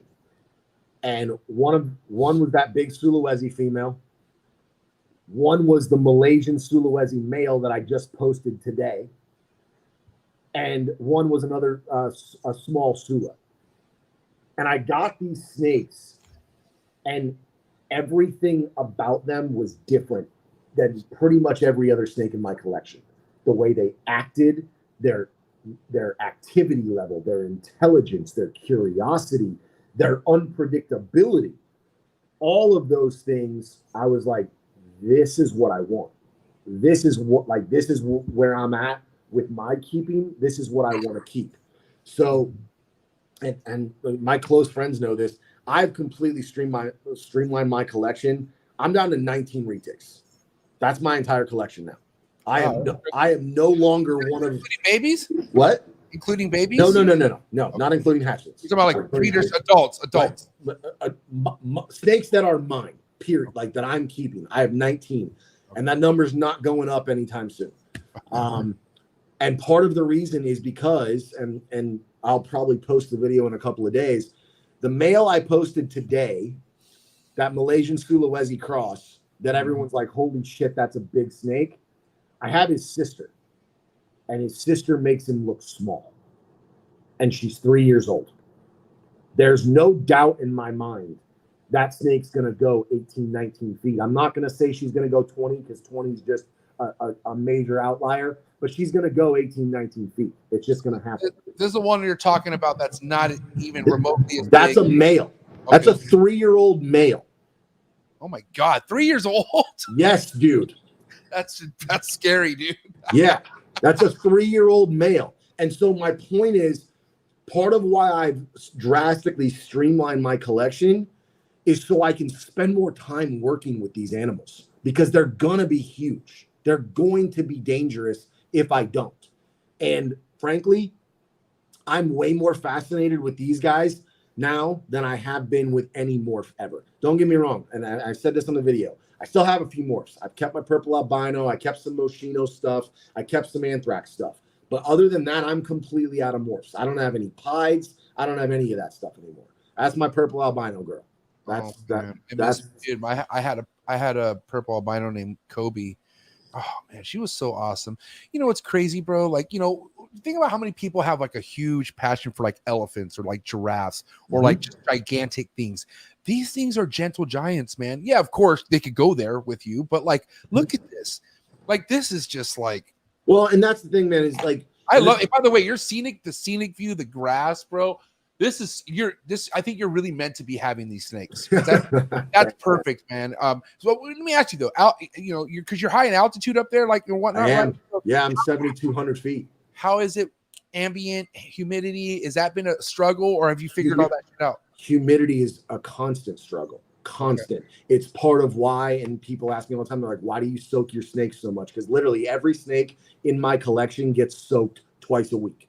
And everyone's always like, dude, that's excessive. No, it's not. I live in a high desert climate. It is dry as fuck where I live. Like, ambient humidity is not a thing. Now, granted, we're in our we're having a super rainy summer, and it's great. It's keeping the humidity up. It's great for the animals. I keep my building at an ambient 70 degrees, and then I use I have heat sources for every single cage, every single rack. They're all individually controlled. So I keep, I can control pretty much every temperature that I want to, the way that I want to. I don't need to keep my building hotter than 70 degrees because my radiant heat panels or my heat tape does everything else. And I don't feel like working in a friggin' rainforest when I'm in there for hours on end. So. Yeah. I mean, I think overall, you would say that the biggest you mainly just love the animals. I don't think, like, I understand the numbers game for sure, especially when you got to hit certain things, and I don't want to come back to like you feeding off the but I'm just saying, man, it all is kind of making sense how, like, I don't know, breeding isn't always a pretty thing, right? It's not, dude, it's not. Breeding is, you're literally playing God. Right. You're playing God. Right. Dangerous. That's not an easy job. It's just not. Like, and thank God we don't have to do it with other humans. But like, when you're breeding, you have a responsibility. And if you don't look at it like that, then you're part of the fucking problem. Yeah. And that's for all breeders of any animal, right? Because here's the deal. When you're bringing these animals into this world, they're your responsibility. Period. Right. You brought them in. You made them happen.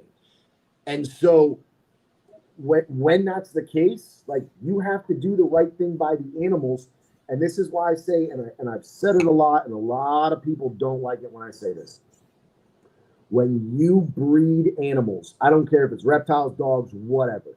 When you breed animals as you're living, your ability to hold to morals or ethics is going to be compromised. Because when you have to put food on your table, especially if you're feeding your own kids, you're going to do whatever the fuck you got to do that.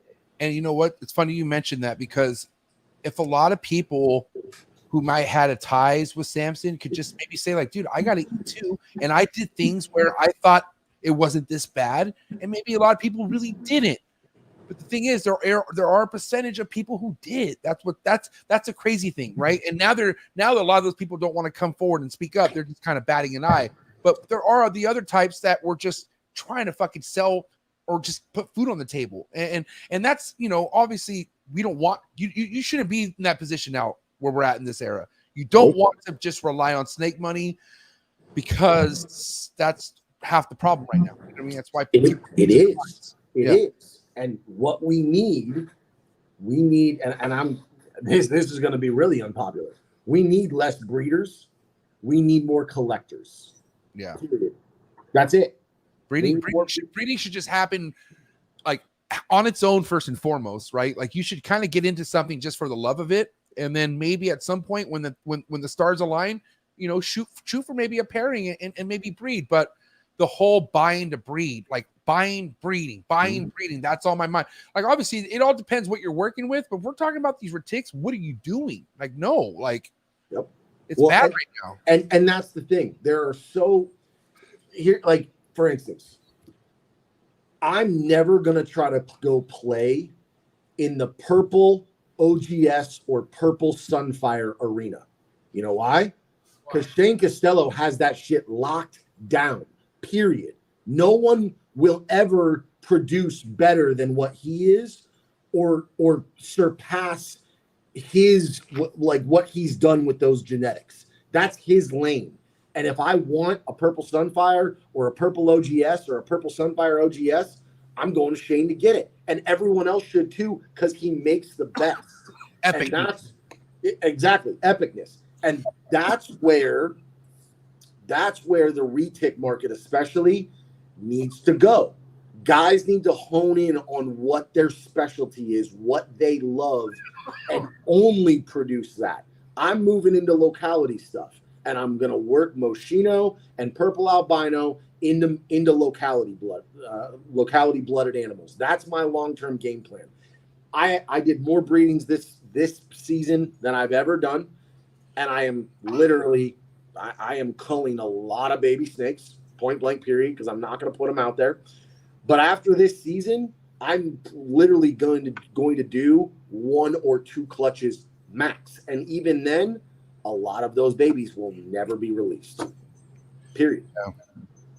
Man, if you really want my honest opinion about what anyone's doing when it comes to this, like somebody said, the ball python community should do that. I don't think so, because a ball python, you could easily find the right person to ball python. You know what I mean? Mm-hmm. And if you can't, then maybe don't put yourself in that position.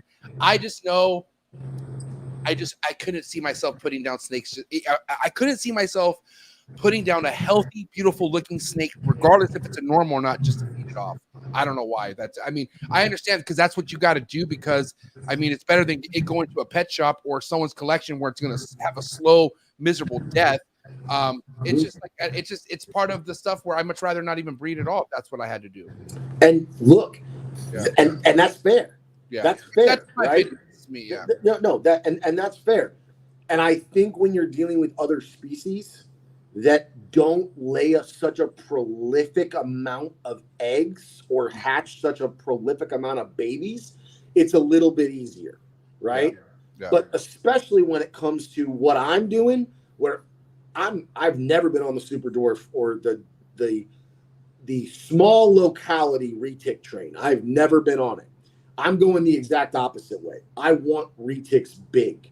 Well, guess what? That market, I say this all the time too. The retic market, in terms of like the reptile industry, the retic market is like 2% of the reptile industry as a whole.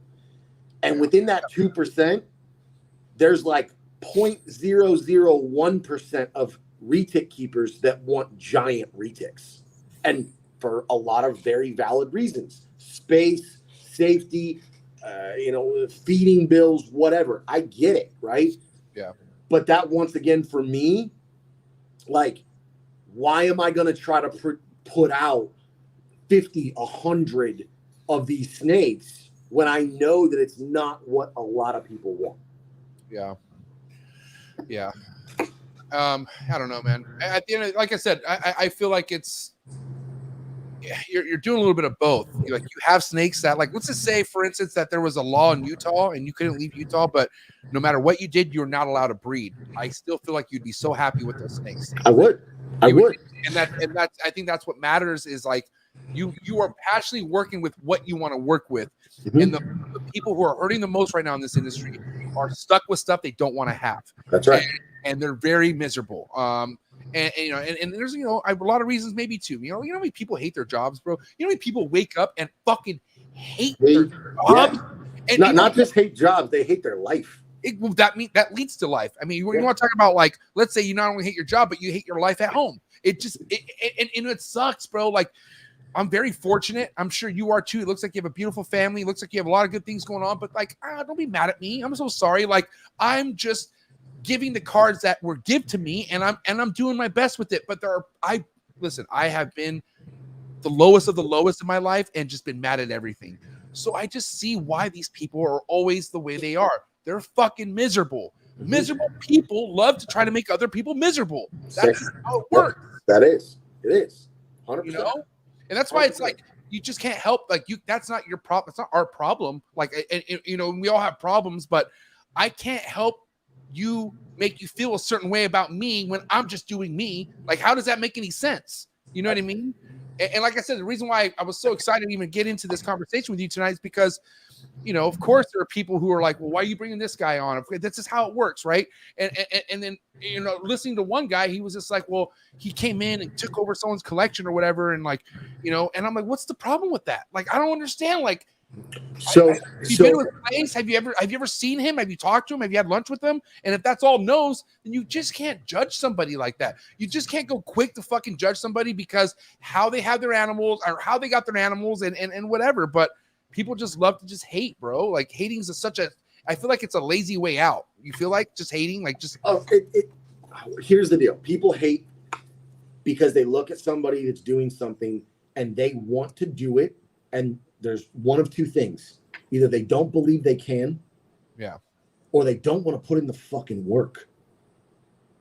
Period. I mean, something. Period. It's one of those two things. And as far as me taking over a collection, really, besides the 15 snakes that I bought right at the outset, right, that was me taking over a collection. The collection I took over was Paul Lucas's. When he got hurt in 2019 and he broke his hip and he was in the hospital for weeks on end, Megan that's when me and Megan were together, and she went to his house and boxed up every single snake he had except for his big purple albino and shipped them to me. It was over 60 retics, and I took them all in, all at once. That was the collection that I took over. Like, you know, and a lot of his stock originated from where? Like, where did he kind of build his stuff from? Nerd. So Paul was really tight with Andy when Andy was at Nerd, and he got a lot of stuff from Andy, and he had a lot of stuff from Jason Gaspar, who a lot of people will never know that name or have never heard of him. He's been out of the hobby for quite a while, but those were the main guys that Paul got his stuff, and then Shane. That's, you know, Paul and Shane are really, really good friends too. I mean, if you had somebody just kind of stumble across this podcast and reach out to you and just ask you like, hey, Wes, man, loved what you had to say, but is it really that bad in the reticulated python community? Like if I love this animal and could possibly like have one in my collection, but like, is it bad too? Like, what would you respond to that? Like, I mean, would you steer people away at this point or no? So I will never steer people away from keeping retics. Never. Will I still steer people away from breeding them? Yeah, I do it all the time. I just gave a girl shit the other day on one of the retic forums because she flat out said that she was feeding fuzzy mice because she couldn't afford fuzzy rats. And I'm like, then you shouldn't be breeding. Yeah. Sorry. Like, that makes me an asshole. Then I'm okay. And that's part of why, like, you know, when you ask me to come on this, I'm like, yeah, sure, that's fine. I'll come on. Because here's the deal. There's nobody in this industry that's going to stop me from doing what I do or the way that I do things. Like, and even, you know, people are like, oh, aren't you scared of backlash from, like, you know, the big name guys? The big name guys have no bearing on my program. They have no bearing on my life. They can't stop me from doing what I'm doing. And if people don't like what I have to say or they don't like my opinion, that's totally fine. You're welcome to form your own. I don't just throw things out there randomly. I just speak my mind and I say what I feel. And if people vibe with that, awesome. And so far, it seems like a lot of people have vibed with it. I do know there's people out there who saw this shit coming and they dipped out right before everything. Like that guy who sold 15 for $500. Why do you think he did this? Mm-hmm. You know what I mean? And like I said, I mean, thank God it went to the right person, right? And I'm only saying this based off what I see, Weston. Like bro, I don't know, man. The fact that you are so active on your social media, you're not hiding shit. And I'm a very like dissective person. I'm looking at your floor, I'm looking at your room. You have a beautiful dog, like I said, rolling around, and it's just like everything seems systematic there. And it seems like that is a part of your life, and that's how it should be, no matter how stressful, no matter how hard it gets, no matter how expensive it gets, that shit, it comes first. You know what I mean? So when I moved to Utah in 2020, the change in elevation messed all of my females up. So in 2020, I didn't have a single clutch, not one. And I had roughly 20 adult females that were breedable at that point. Not one clutch, not one egg. And so I ran out of babies at the end of 2020 because, I mean, we all know 2020 was probably the greatest sales year I've ever had in reptiles. And so I was out of babies at the end of 2020. I went all the way until last spring without a single baby to sell. Feeding, cleaning, paying employees to help me clean all of those snakes. And I never bitched, and I never said, oh my God, I'm not going to do this. Like, I'm getting out of it. Did I downsize? Yes, I absolutely did. Partly because I wanted to narrow my focus, and partly, and I've been very vocal about this as well, my wife absolutely hates snakes. If you want a good laugh, dude, go back on my Instagram. I posted a video the other day. It starts out with me in my truck. Go watch that video. You will laugh your ass off. I promise. So she won't go near him, or what's her deal with snakes? So she has a legit phobia, man. She, like, when she was a little girl in a classroom, she was always scared of snakes, and some of the boys in her class knew it, and they were in science class, and they got this pet snake that the science teacher had out of its cage and threw it on her. Like, she has a legitimate phobia. Like, she'll start shaking, she'll start sweating. Like, it's not just like, oh, she doesn't like it. And like when we met, she wasn't even sure we'd be able to date because she was like, you keep what? Like, and at that point, like, I had 60, almost 75 retics when we met. So, I mean, she can go down in the building and be down in there. That's about it. She's still never touched one to this day. Wow. And what's God bless the spouses like that who just know how much you love it. Like, my wife, like, she's grown with me throughout the years, and she doesn't have a phobia, but damn, like, she's come through. Like, she's my best keeper. Like, she's somebody who always makes sure it's done and whatnot. And I'm so lucky to have that. Mind you, she won't feed. Like, there are certain things she's like, nope, I am never going to do that. But still, like, and my life wouldn't be where it's at if it wasn't for my wife believing in me and telling me, listen, this is weird, but do your thing. And by her believing in me, and that, you know how many people don't have that? Yep. You know how many people, you want to know how many people out there who fucking probably don't get laid or they don't get fucking anything from their spouse because they get mad that they're so into this shit? Dude, let's talk about it. Yeah. I guarantee it, dude. You want to talk about people that are miserable? Yeah. There's a source of it right there. There's a source of it. And like, look, I was very upfront with my wife when we met and before we ever got engaged. I literally looked at her and I was like, listen, I will never ask you to do anything with them.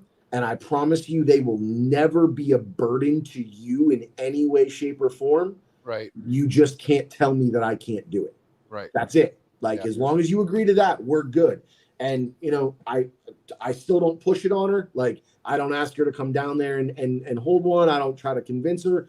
Like, she lets me do my thing. And that's worth so much to me, especially on the nights where she wants me in the house to spend some time with her. And I'm down in the friggin' barn cleaning till midnight. Like, it just, it just is what it is.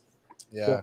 But yeah, no, I'm very blessed to have a supportive spouse. Period. And I love you, wife, but I'm definitely like, man, there gets moments where I'm like, fuck, I've been in this room for like 6 hours.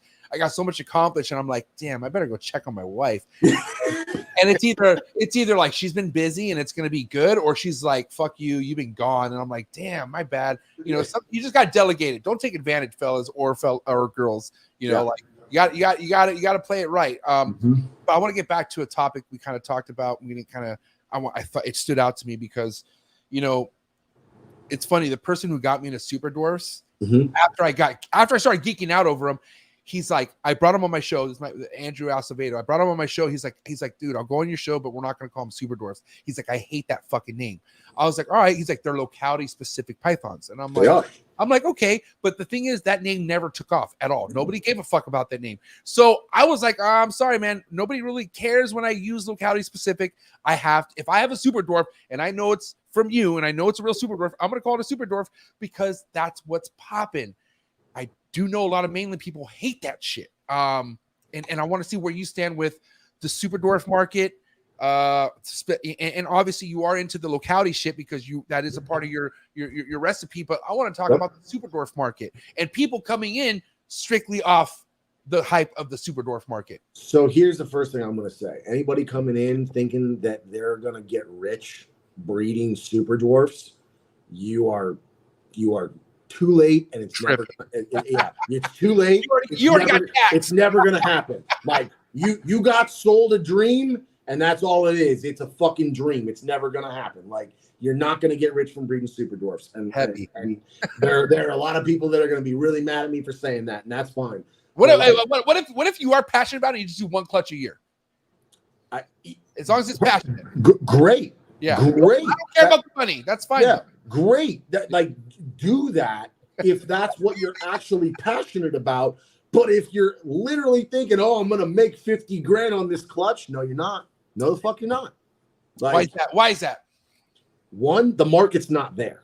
Right. Number two, there's way too much distrust in the market at this point because so many people have fucking lied and sold shit that wasn't what they said it was and fronted on genetics. Like, do you know how many people I've had hit me up and be like, hey, so I bought this snake as a 75% super dwarf and it's 13 feet long at 4 years old.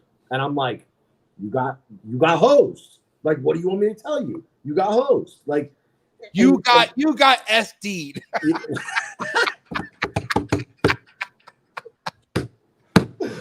Oh, I'm going to use that.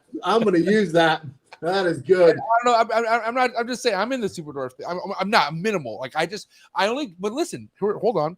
They do, and I know this will lead into like where you can make anything smaller if you want. But for the most part, the generational lineages of what I have is being a lot smaller than normal, I guess. But then again, I only keep one or two, and they're gone. You know what I mean? Yeah. But I don't know. But I mean, they are a little bit more maintainable. Like if you got a true super dwarf, if you have a true super dwarf, right, and your goal is to put it in something as big as possible, but it's because if we think about that for a 16 or 18 foot retic, you need a whole goddamn 20 by 18 room, right? But that's not really reality for a lot of people. You could put a nice 8 foot super dwarf, I guess, or a smaller retic in something more manageable like an 8x3 or something where as long as you take it out, it's going to be having a good life. Have a shell for it. It's going to do the thing, right? Yes. They are far more manageable. They're far more manageable. You can do way more enrichment. So like this is something I get a lot of flack on is my cage sizes for my big snakes. Yeah. I don't have any cages in my facility that aren't either 8x4 or 10x3. Those are the only cage sizes I have. And I will say that for some of my big snakes, those are too small. And I am working on figuring out what I'm going to do, especially now that I've streamlined, how I'm going to keep them. I want to literally build some like 10x6x6 enclosures for these snakes to truly like keep them the way that they're meant to be kept. And I will say you're the one that has to pay for that because you have to take them out frequently. And if you don't, you're going to see problems with that retic. This 100%. Is why, guys, like this is why if you see somebody who's whipping out their retics, they look beautiful, their faces are normal, no matter what they keep it in, even though there are size minimums, I think, no matter what they keep it in, if it looks like that, it's because he's taking it out. Like it has its moments to do its thing. But I feel like it's kind of like, that's kind of like prison a little bit, I guess. But you have goals. Like this isn't, you're not looking at what you have, Wes, and say, well, this is everything I needed. Obviously, you're looking to evolve. You're fresh into this, like myself. We're less than 10 years technically into this, right? So we got time to evolve, and we want to evolve. Even though I have this shit, I'm not settling for this shit. I want to get better at some point. You know what I mean? And here's the thing, though, too. My focus has shifted again. When I went big, my focus was running a breeding facility. Was I still collecting? Yes, but I was running a breeding facility. And when you're running a breeding facility, the way that you keep is going to be different than a collector. It just is. And I'm now transitioning back to where I'm going back more towards being a collector than I am a breeder. Am I still going to produce stuff? Yeah, in small quantities. I am, for all the reasons that I've already said. But I'm looking at what I've got and I'm going, this isn't adequate. This isn't what I want. This doesn't represent me the way that I want to be represented. It's time to do something about it. And, you know, like that's the self-awareness that I think is really missing from especially retics, is guys being able to look at themselves and be like, you know what? I'm not doing this the way that I really could be doing it, and I need to step it the fuck up. At the end of the day, man, you could sell what the fuck. If you're really good at selling, you could sell anything to anyone, okay? Kind of going back to being, you know, someone being hateful at someone who has a strong social media presence because they post all the time. Well, you can't get mad at someone who is moving snakes because how well they market themselves. Okay. And that's another big part of the puzzle that people aren't willing to put effort into because they're lazy. You got to let the people know what the fuck is going on. Mind you, Garrett Hartle, one of the best fucking marketers I ever met. Like, I mean, I'm not gonna lie, I've been to his facility. I've seen the tiniest snakes, retics I've ever seen. I couldn't believe how tiny they are. Eric Lee, by the way, shout out to my boy Eric Lee. Eric Lee, by the way, is a G. He is a G. That top G when it comes to SD game. No one's fucking with Eric Lee. I just want to say that. But anyways, I easily had no problem jumping on this SD train because I saw people doing it in a way where I'm like, well, this looks like fun. I mean, I don't see what I saw at JP's place. I don't see like this neglect or like I don't like this looks like it could be fun. You know what I mean? But at the end of the day, it is a retic still. You know what I mean? And it still should be respected as a retic always. Like we're talking about how it doesn't take much for even though you can keep it in something smaller, that thing could still fuck anything up. You know what I mean? Yeah, dude. And it still demands respect, you know? Yeah. And it's so still an apex predator. Yes. Retics are apex predators in their environment. And let's talk about how your puppy dog male could go from fucking Cujo as soon as you pair him up. Like you want to talk about like you don't even think you know what your snake until you pair these fuckers up, and you're like, what? Dude, so can you pull up TikTok right now or no? Yes, I can. Pull up my TikTok. Okay. Wait, do I have to log in? Because I hate logging into TikTok. I don't have TikTok. So probably. I don't know. I don't think I can put it in here. Okay, what is it? What is your TikTok though? So it's Wildfire Retics. It's everything for me is Wildfire Retics. It's Wildfire. What does the TikTok include of? What is it? So this so this particular video, it's the one that has like 6 million views. Oh my god. Okay, and what? And it's my adult male wild caught Sulawesi. Okay, and it's me getting him out. Okay, let's see. I got your TikTok up. Let's see if we can bust this up real quick. Okay, here we go. By the way, fuck TikTok, but I'm gonna look at this. Where are we at right now? So 6.4 million. Holy shit! Right here. Oh my god, that's savage. Okay. He's a $7 million bull rider. JP Mooney. Oh my God. He's Oh, a rider. Yeah. Baby Mooney. and okay, so see how he almost got your hand right there, right Oh, there. oh, dude, That's how I got my boot. So that's dude, those gloves saved me. dude. Period. Wow. Those Honestly, gloves saved me. yeah, I never even thought about wearing gloves, which makes sense. But dude, you see how quick, how agile that snake is? Like, holy shit. And dude, these things do this off the top of trees and shit. Like they literally lunge themselves just to get food, and they'll fucking go. But dude, they're nuts. Yep. That was impressive. And that's not for most people. And a lot of people are like, why would you want that? Well, there's almost no one in this country that has a wild caught Sulawesi. Like Rodney has 2, and there's one other guy, and I'm not going to mention him because he and I are not we're always at odds, but he has a couple. Like there's just not very many of them, and so it's a super rare thing to have. And frankly, what I really want to do is I want to figure out a way to work with that snake, and it's part of why I'm looking at the bigger enclosures. I want to try to get to where that snake isn't just such a psycho, because he's not aggressive, and that's a huge misconception. No. Retics are not aggressive; they're fucking defensive. Yeah. They're terrified, And they love food. and they love food. They love food. Yeah, but when they know it's not food and they act like that, they're scared. Yeah. And like, it's up to me to try and build a relationship with him. Which I know people are like, oh, you can't build a relationship with a snake. Well, you can build a relationship with trust. Yes, you absolutely can. Yeah. And I need the time to be able to do that. And when I had a whole facility with 60 plus retics, I was never going to have the time. Yeah. So.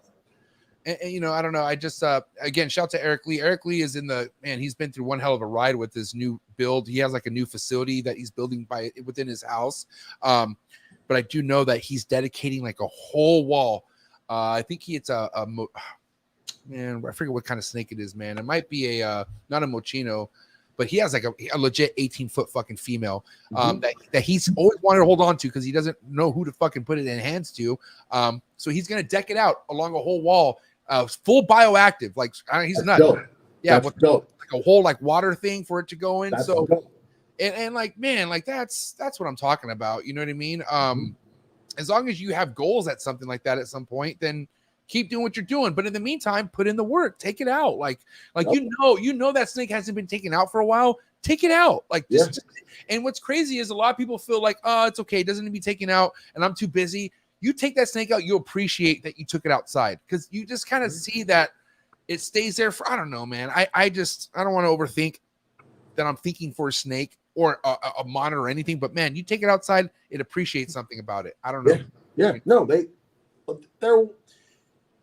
not wild animals because they're all captive bred, but like they're animals that were meant to be in the wild that we are breeding in captivity. Like they enjoy being outside, period. Like they just do. Hey, so I got a text, and this is from Shane. He said, explain that the burden of a snake that has the potential to lay 50 plus eggs, there might only be 3 to 5 animals out of that whole clutch that should actually be sold to market. Yeah, and that's just the actual fact of you trying to hit what you need out of the clutch, and it's not like you could determine how many eggs they lay. Nope. And you know what's crazy is like there's people who actually just put eggs in the freezer, even in the zoo fields and stuff like that. When they have too much, they put it in the freezer. But in this sense, what's the point of that when you could be putting the wrong snake in the freezer? You know, exactly what I said earlier. You can make the choice right then. You can put 15 eggs in the freezer and just throw them out, and you're like, like, yeah, man. That's just the choice you got to make as a breeder, and it's not an easy call. But that's, once again, breeding's not for everybody. And breeding's not pretty in anything you do. Like, I mean, we talk about the horrors in breeding chondros and how difficult it is to get babies to go full term sometimes, or even females just rolling over and dying and due to breeding stress and stuff like that. It just comes with the territory, you know what I mean? And so, but this is why I ever wanted to get into other species. Like, mind you, bro, I got into this game solely because of ball pythons. I was really just, it always was a ball python for me. And that's always what I was into getting into the game. But I wanted more of a challenge. I felt like it was too easy to keep this snake alive. And then also I saw just how many people were doing it, and like just kind of the hype on certain morphs. And I was like, this is too much. And so I cared about the rare shit. I was like, I want to work with stuff that no one's either working with or it's really hard to work with. And because it's like it's an appreciation, you know. And I would say, man, it sucks. I felt like I bitched out on the mainlands, but I also felt like I did the best thing by them.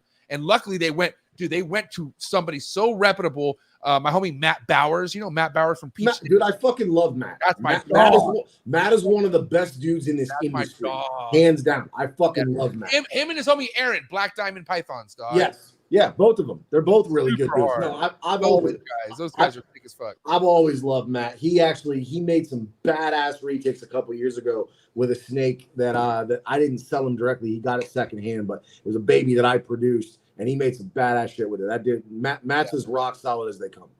And I've known Matt for a while. I got to tell you, and then my boy Kenny, I don't know if you heard of Kenny. He's no longer involved in the big snakes, but he's definitely well known and respected. I know him. Yeah, so I've known Matt, and I will say, seeing people like you remind me of Matt, because Matt, what does he do? He always takes his snakes out, and he's like he was like clockwork every morning. Like I'm an early head. And so is Matt, but man, Matt would be up before even I would wake up. I'm on the West Coast. He's on the East Coast. I think he was up at like 3, 4 a.m. I was gonna say, yeah. I get up early. I get up at 5 a.m. every day. Some days I pop awake a little bit before that.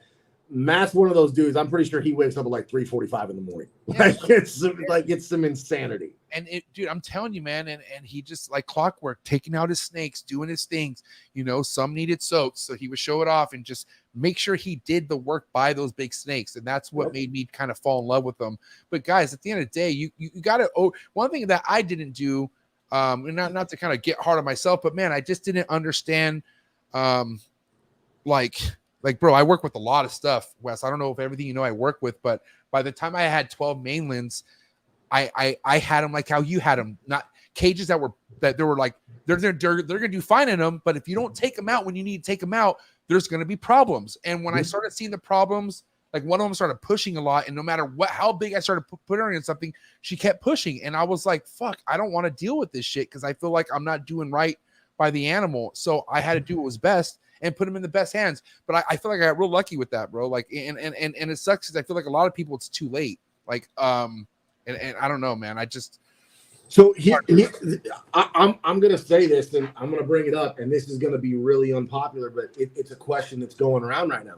People are like, "Yo, what should be done about the animals that Samson still has?" Oh yeah, good question. And honestly, my answer is the majority of them probably need to be put down. Yeah. That's you don't know what they have. Like you don't know, and more than likely, those animals have been suffering for so long. The most merciful thing that can happen is for them to be euthanized. I bet if they could speak, they'd be like, "Dude, pull the plug, man. I'm over. Like, just please." Some of those pictures, man. Like I literally can see the fucking pain in those animals' eyes. It's sad. It's disgusting, and that's why. You know, again, and we've run through it, but like anybody that doesn't come out and outright say, "Fuck Samson Pruitt," you're part of the problem. You just are. Yeah. End of story. There's no leniency on that anymore. What do you think needs to happen within the Retic Nation page? Like, what do you think's the biggest? I don't know right now. I'm an admin. No one has that answer right now. Because here's the place where it is right now. It's a lot of the old admins have stepped down. There's some new ones. There's a couple that have been there for a while. There's other shit that's now coming out and being put on the board. And there's like this kind of almost this kind of like I don't know sense of, well, what do we allow? What is drama and what actually needs to be brought to light, right? Like what needs to be talked about. My stance is let it all ride. Just fuck it. Like if right now what I think we need is for everything to just everybody lay everything out there, whether it's drama, whether it's bullshit. Just be prepared if you're going to lay something out there, be able to back it up. Actually have facts to back up what you're saying. But right now, the Retic Nation, not just the Retic Nation, the Retic industry needs to be cleaned up. And people need to understand that to be in this industry and to move forward, you need to be like, you need to not only be transparent, but you need to be very clear on like where you stand with things. And like that's a decision everybody's got to make for themselves. I also think people just need to dig deep and understand that there might be certain relationships that are worth sacrificing, only because there are people that are staying quiet because they're scared that how their peers or how someone else is going to look at them because they're the one to spoke up. Think about you, Wes, like you're fresh in the game. There's really no crazy ties to you, like, you know, and nothing against like people like Shane. Like I know Shane got to his place, but goddamn, Shane has ties, bro. Like he has deep ties. Which like I can only imagine the shit on his plate. You know what I mean? And Shane's a young guy. I don't think he needs to worry. I don't think he deserves this kind of stress because look how, you know, not that he is stressing, but I'm saying like we need to make sure. I don't know. I don't know, bro. I just know that honesty is the best policy, and it only hurts when you avoid it. If you keep avoiding the truth, that's when it becomes painful, man. I just need people just to step up, like just step up and stop. Because guess what? Whatever happened, my dad used to say this all the time when I used to get in trouble in school. Whatever the fucking you put in the wash comes out in the dryer. Like like I'm gonna know what the fuck you did. He's always, you know, I was still getting in trouble, get my ass whooped. But still, I like it's enough. It's enough, guys. Like there's no more getting away with this shit. It's limited, very limited. Well, it's not limited. There is no more getting away with it. It's going to come out. And once again, and we can move on after this. Like there are people that have knowingly done business with Samson. They can say that they didn't know how bad it was, and that may be true, but they knew he was a fucking problem and they did business with him anyways. And the only course of action is to apologize, say you were wrong, and tell us how you're going to do better. Simple as that. Yeah. Well, listen, I got a wrap-up question for you before we get into some hot seat questions, okay? What's going on? Overall, what's your prediction, man? What do you, if you could kind of see how things are going to lay out for the Retic community in the next like 5 years, what would be your prediction? I think the entire market's going to crash in the next 12 months. The entire market. I think that there are a lot of people that are sitting on a lot of snakes that they are going to get desperate to get rid of. Mm-hmm. And frankly, I'll give Rodney credit. He's the one that called it. He's like, the market's going to crash. Yeah. It's going to. And I don't think he's wrong. And it's going to weed out a lot of people that are in the Retic industry for the wrong reasons. And as much as I hate it, because ultimately it's the animals that are going to suffer, it has to happen. It has to happen. That's the only way it's going to get cleaned up. And that's the only way it goes back to people keeping Retics because they love them, because they want them, not because they see dollar signs. Yeah. I mean, because that's a time in the past now, man. Like fucking snap out of it. It's almost I don't want to say it's almost like that for ball pythons, but the money ain't the same right now, even with ball pythons. Everything's transitioning, everything's changing. And that's why people are panicking. They're trying to do half off before it's too late. And it's like, man, that's rough. Like, I mean, I felt like I kind of got a little ahead of the curve and didn't go full blown with my clutches because I didn't want to sit on stuff I didn't really want. Luckily right now, I'm only breeding shit that I really want to keep. And if I don't want to keep it, it's still fucking valuable to me. You know what I mean? So, but yeah, man, I don't know. It's crazy. So, okay, let me say this. It crashes in 12 months. Then what? Oh, you're going to see who really wants it. Right. You're going to see who really gives a fuck. That's what's going to happen. Like, and, you know, I was talking with Shane about this. Like, Shane's not going anywhere. No. Shane's not leaving Retics. Neither am I. It's his life. It's his life. We're not going anywhere. It's a massive part of his life. Yeah. And as it is mine, we're not going anywhere. I don't care if literally this is the last year I ever produced clutches. Like if the legislation came down tomorrow and the snakes I have are what I have and that's it, I'm good. Yeah. Me too. I could go out right now, just fuck it. I can't sell nothing. I mean, I'm gonna be hurting, I guess, like as far as like longevity with stuff that, because at the end of the day, let's be honest, I do want to make money just so I can keep this going, right? But I want to make it, I want to make it when the stars align. Like I want to make it where, holy shit, I finally produced something that no one's really fucking working with. And these are going to be so easy to sell because all my friends want them, you know, like keeping it that limited, right? But there's nothing wrong with making money. No, not at all. There's nothing wrong with that. And I don't want anybody to twist what I'm saying. Right. There's nothing wrong with making money.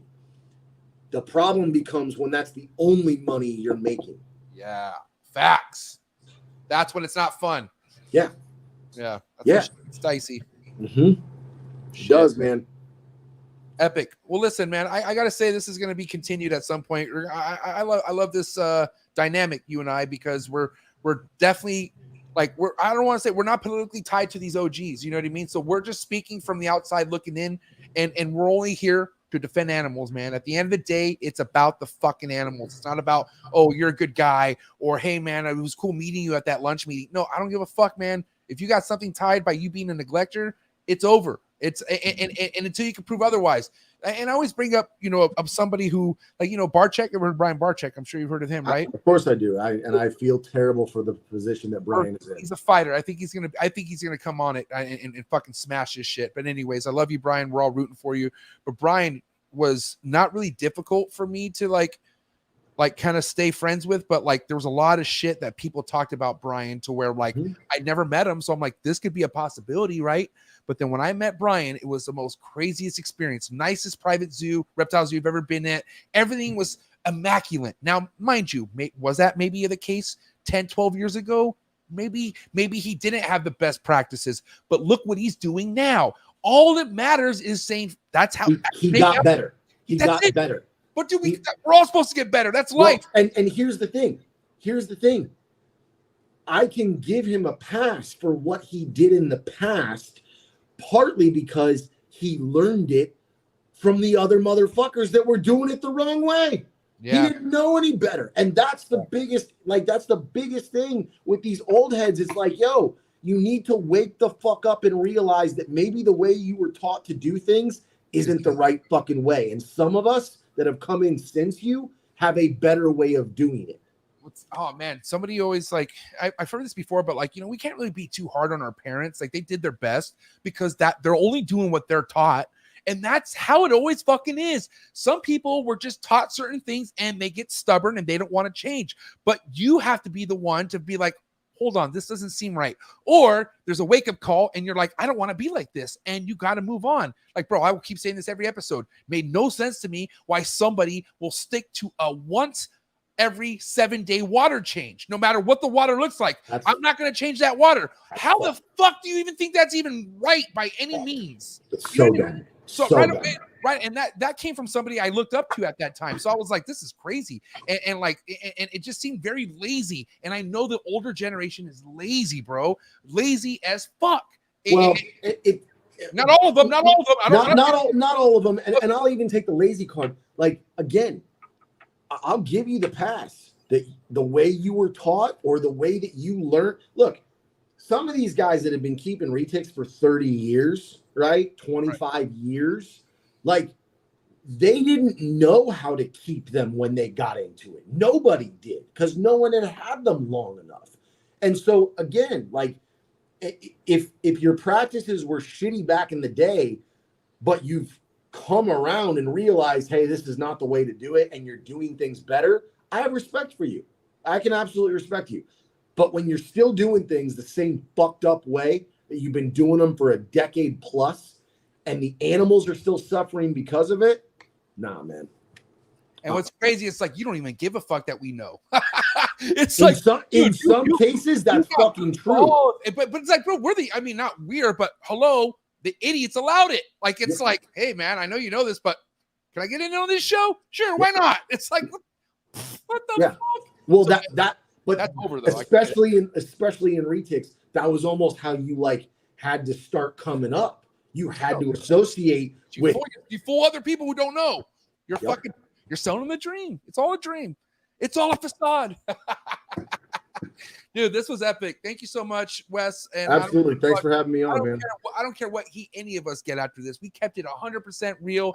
And like I said, the truth is first and foremost undisputed, and the truth hurts. It is what it is. Just accept it, man. Hey, hot seat question. You down for some hot seat questions? Yeah, let's go. Let's go. Cool. Guys, again, if you thought this was a great episode, please get the likes up for this. Give me 1 second. Go ahead. Get everything together. I want everyone to get the likes up right before we get into these hot seat questions. It may be as serious as this podcast got at some point. We're going to end this in a nice, chill, trap talk fashion way. Hot seat questions, okay? Yeah, there might be some burners in here, but we'll see. Guys, thank you for all the honestly, I want to say thank you for all the super chats. Thank you. And honestly, anyone who just watched this, anyone who did the free feature, which is hitting the like button. You know the like button's a completely free feature, folks. Come on, it's free. Subscribing, free. I'm telling you right now. Information that you're getting on this show, free. Okay? And I've been at it, folks. This is my thing. Coolest reptile podcast in the world. Hot seat questions. Let's go. Are you ready? Yeah, let's go. Right. Here we go. Hot seat questions coming in hot. Let's go. Frozen Thought or Live? Frozen Thought or Live? Oh, that's the question? Yeah, Frozen Thought or Live? Frozen Thought. First thing you would feed a baby reticulated python? Live fuzzy rat. Pre-first shed meal or post-first shed meal? Post first shed meal. Favorite locality-specific python? Malaysian Sulawesi cross. Tight. And those ones get pretty hefty, right? Those are. That was the male that I just posted the video of.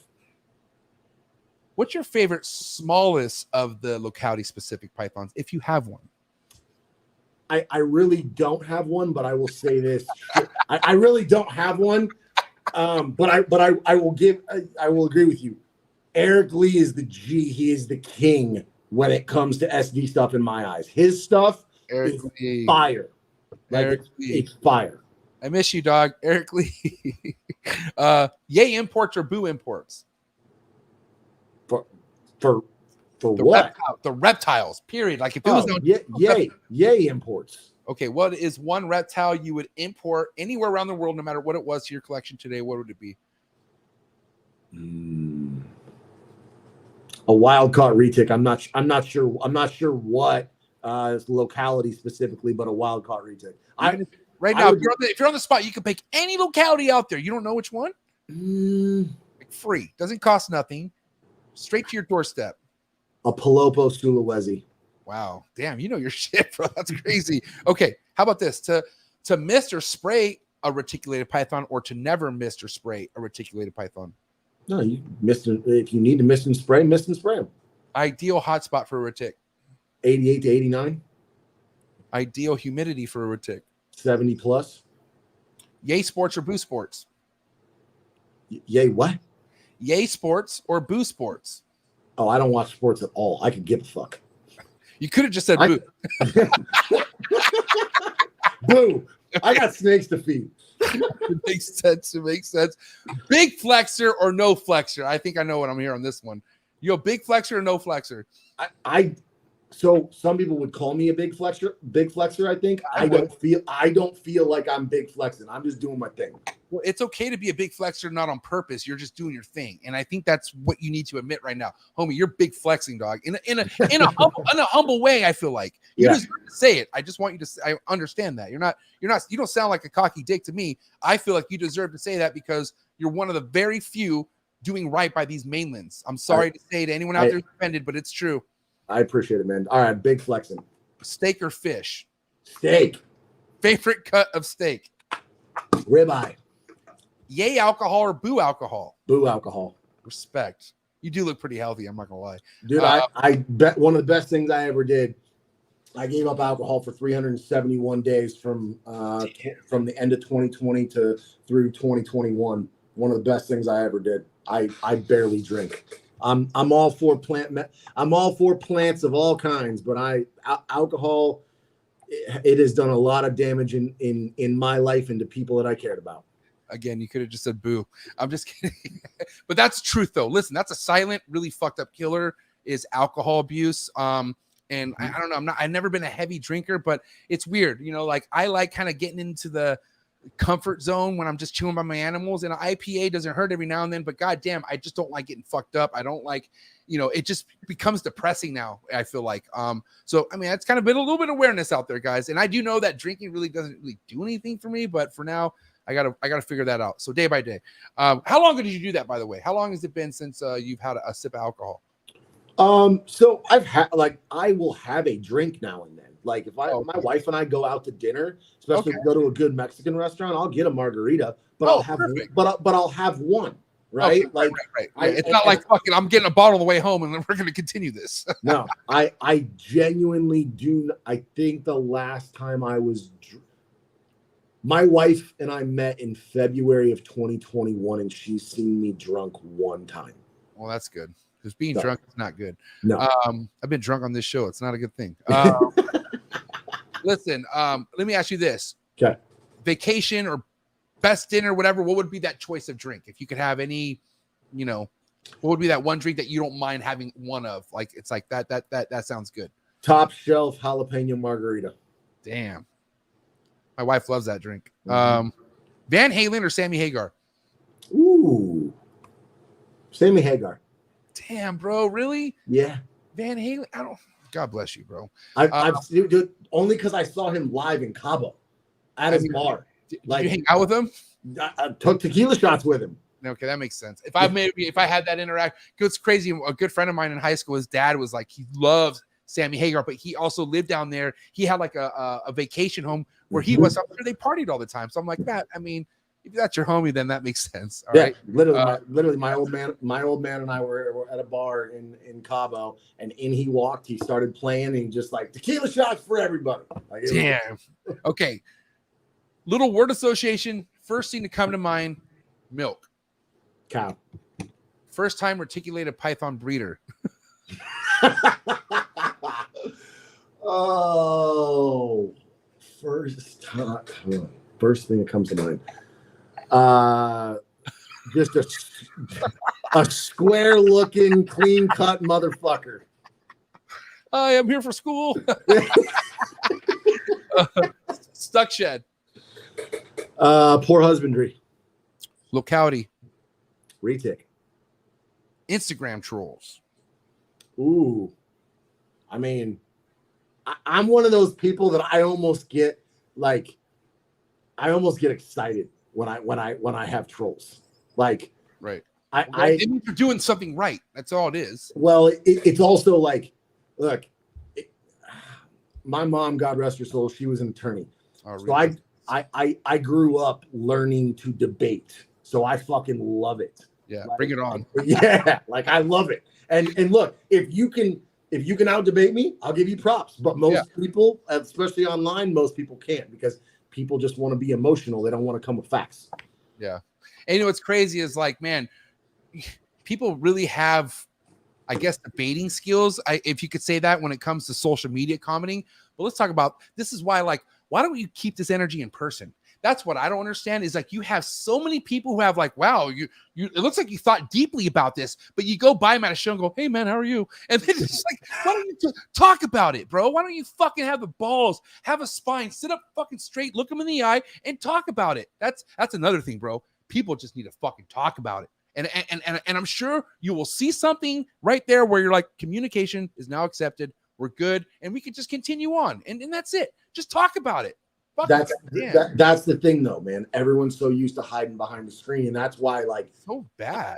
I've legitimately had people ask me, especially with the sanctions hit, aren't you afraid of like any physical or you know? And I'm like, yo, nobody's on that time. I've had, like I said, it's unfortunate, but I've had like preparations where, like, okay, I guess based off these DMs, I'm just gonna see this person, we're gonna fight.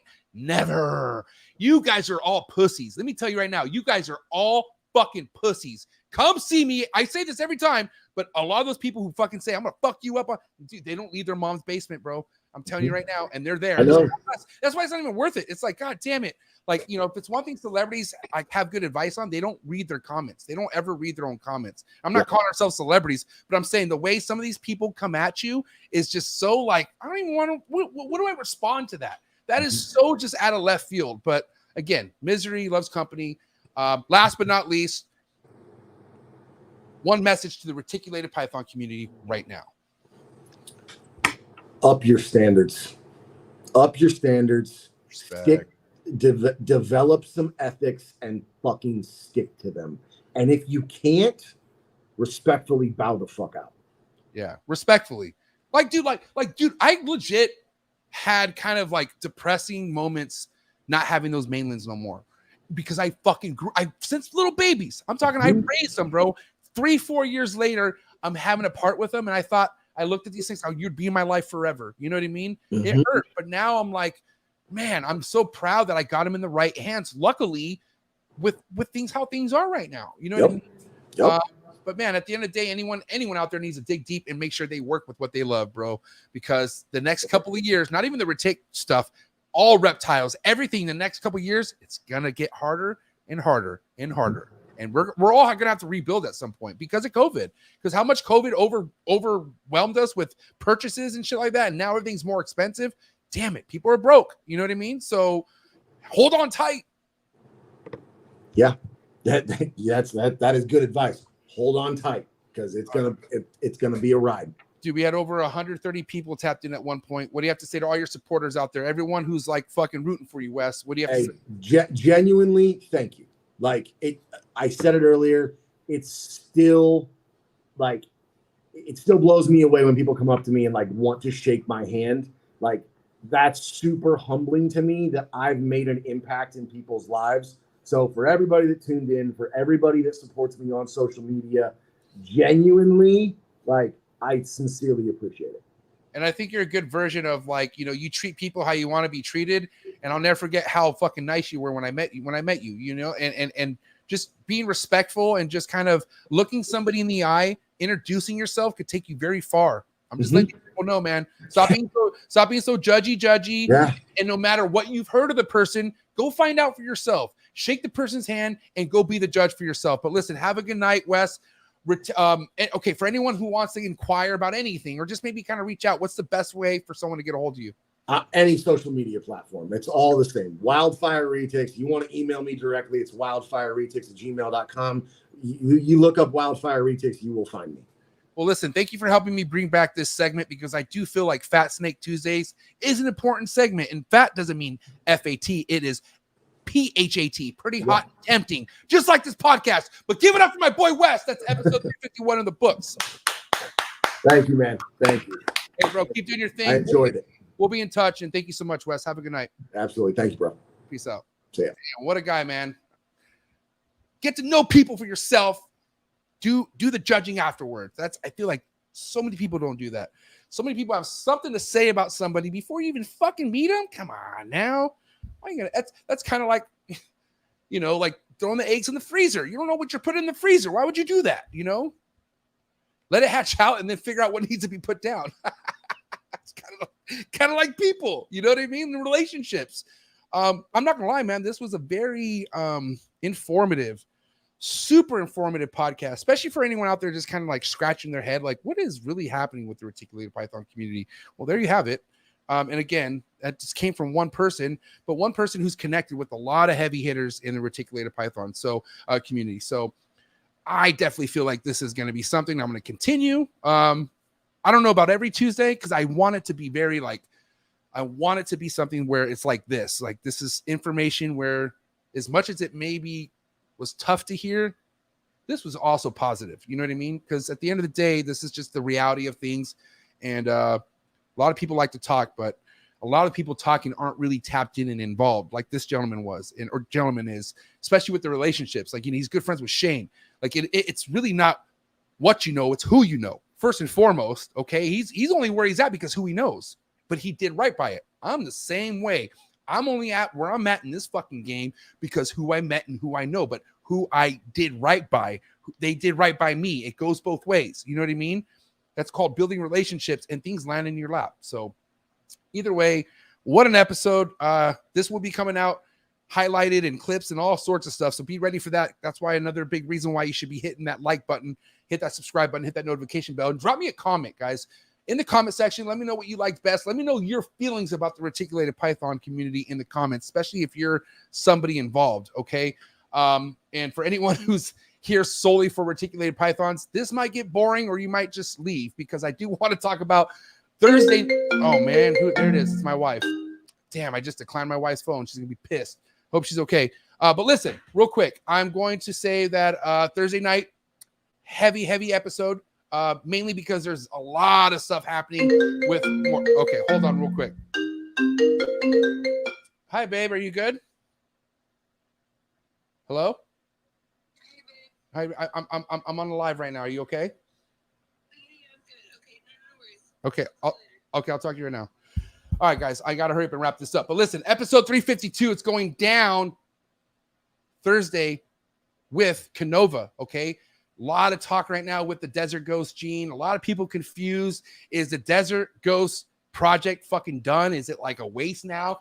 I mean, there's definitely a lot of people trying to talk on the Desert Ghost project who aren't even tapped into the Desert Ghost project. So let's see what we have for them first and foremost. But guys, nobody better than Justin to come to the forefront and kind of break this down. Okay, what is the deal with DG? Is it not a recessive? Is it not a codom? What the fuck is going to happen? Should I jump ship? All those things will be discussed Thursday night. So make sure you set your reminder, 6 o'clock Pacific Standard Time, and we'll get down to the nitty gritty. Again, if you're looking for exclusive content, don't waste any time now. Go down to the very first link in the description below. Join the Trap Talk Patreon family and come fuck with me and the Patreon members, man. We are growing by the day. The Discord is jumping. So as soon as you join the Patreon family, you get a link to the Discord and you could tap in with over 165 trappers. Appreciate all my love and support. And make sure you go give me a follow on Instagram as well, Trap Talk God 619, and follow the Reptile. Follow my the podcast's Instagram page as well, and on Facebook. Guys, much love and respect. Peace out to everyone in the comments. I'll see you guys here Thursday. Wes, thank you for such a great episode. Fat Snake Tuesday, 351. We're out, and I'll catch you guys here in a couple days.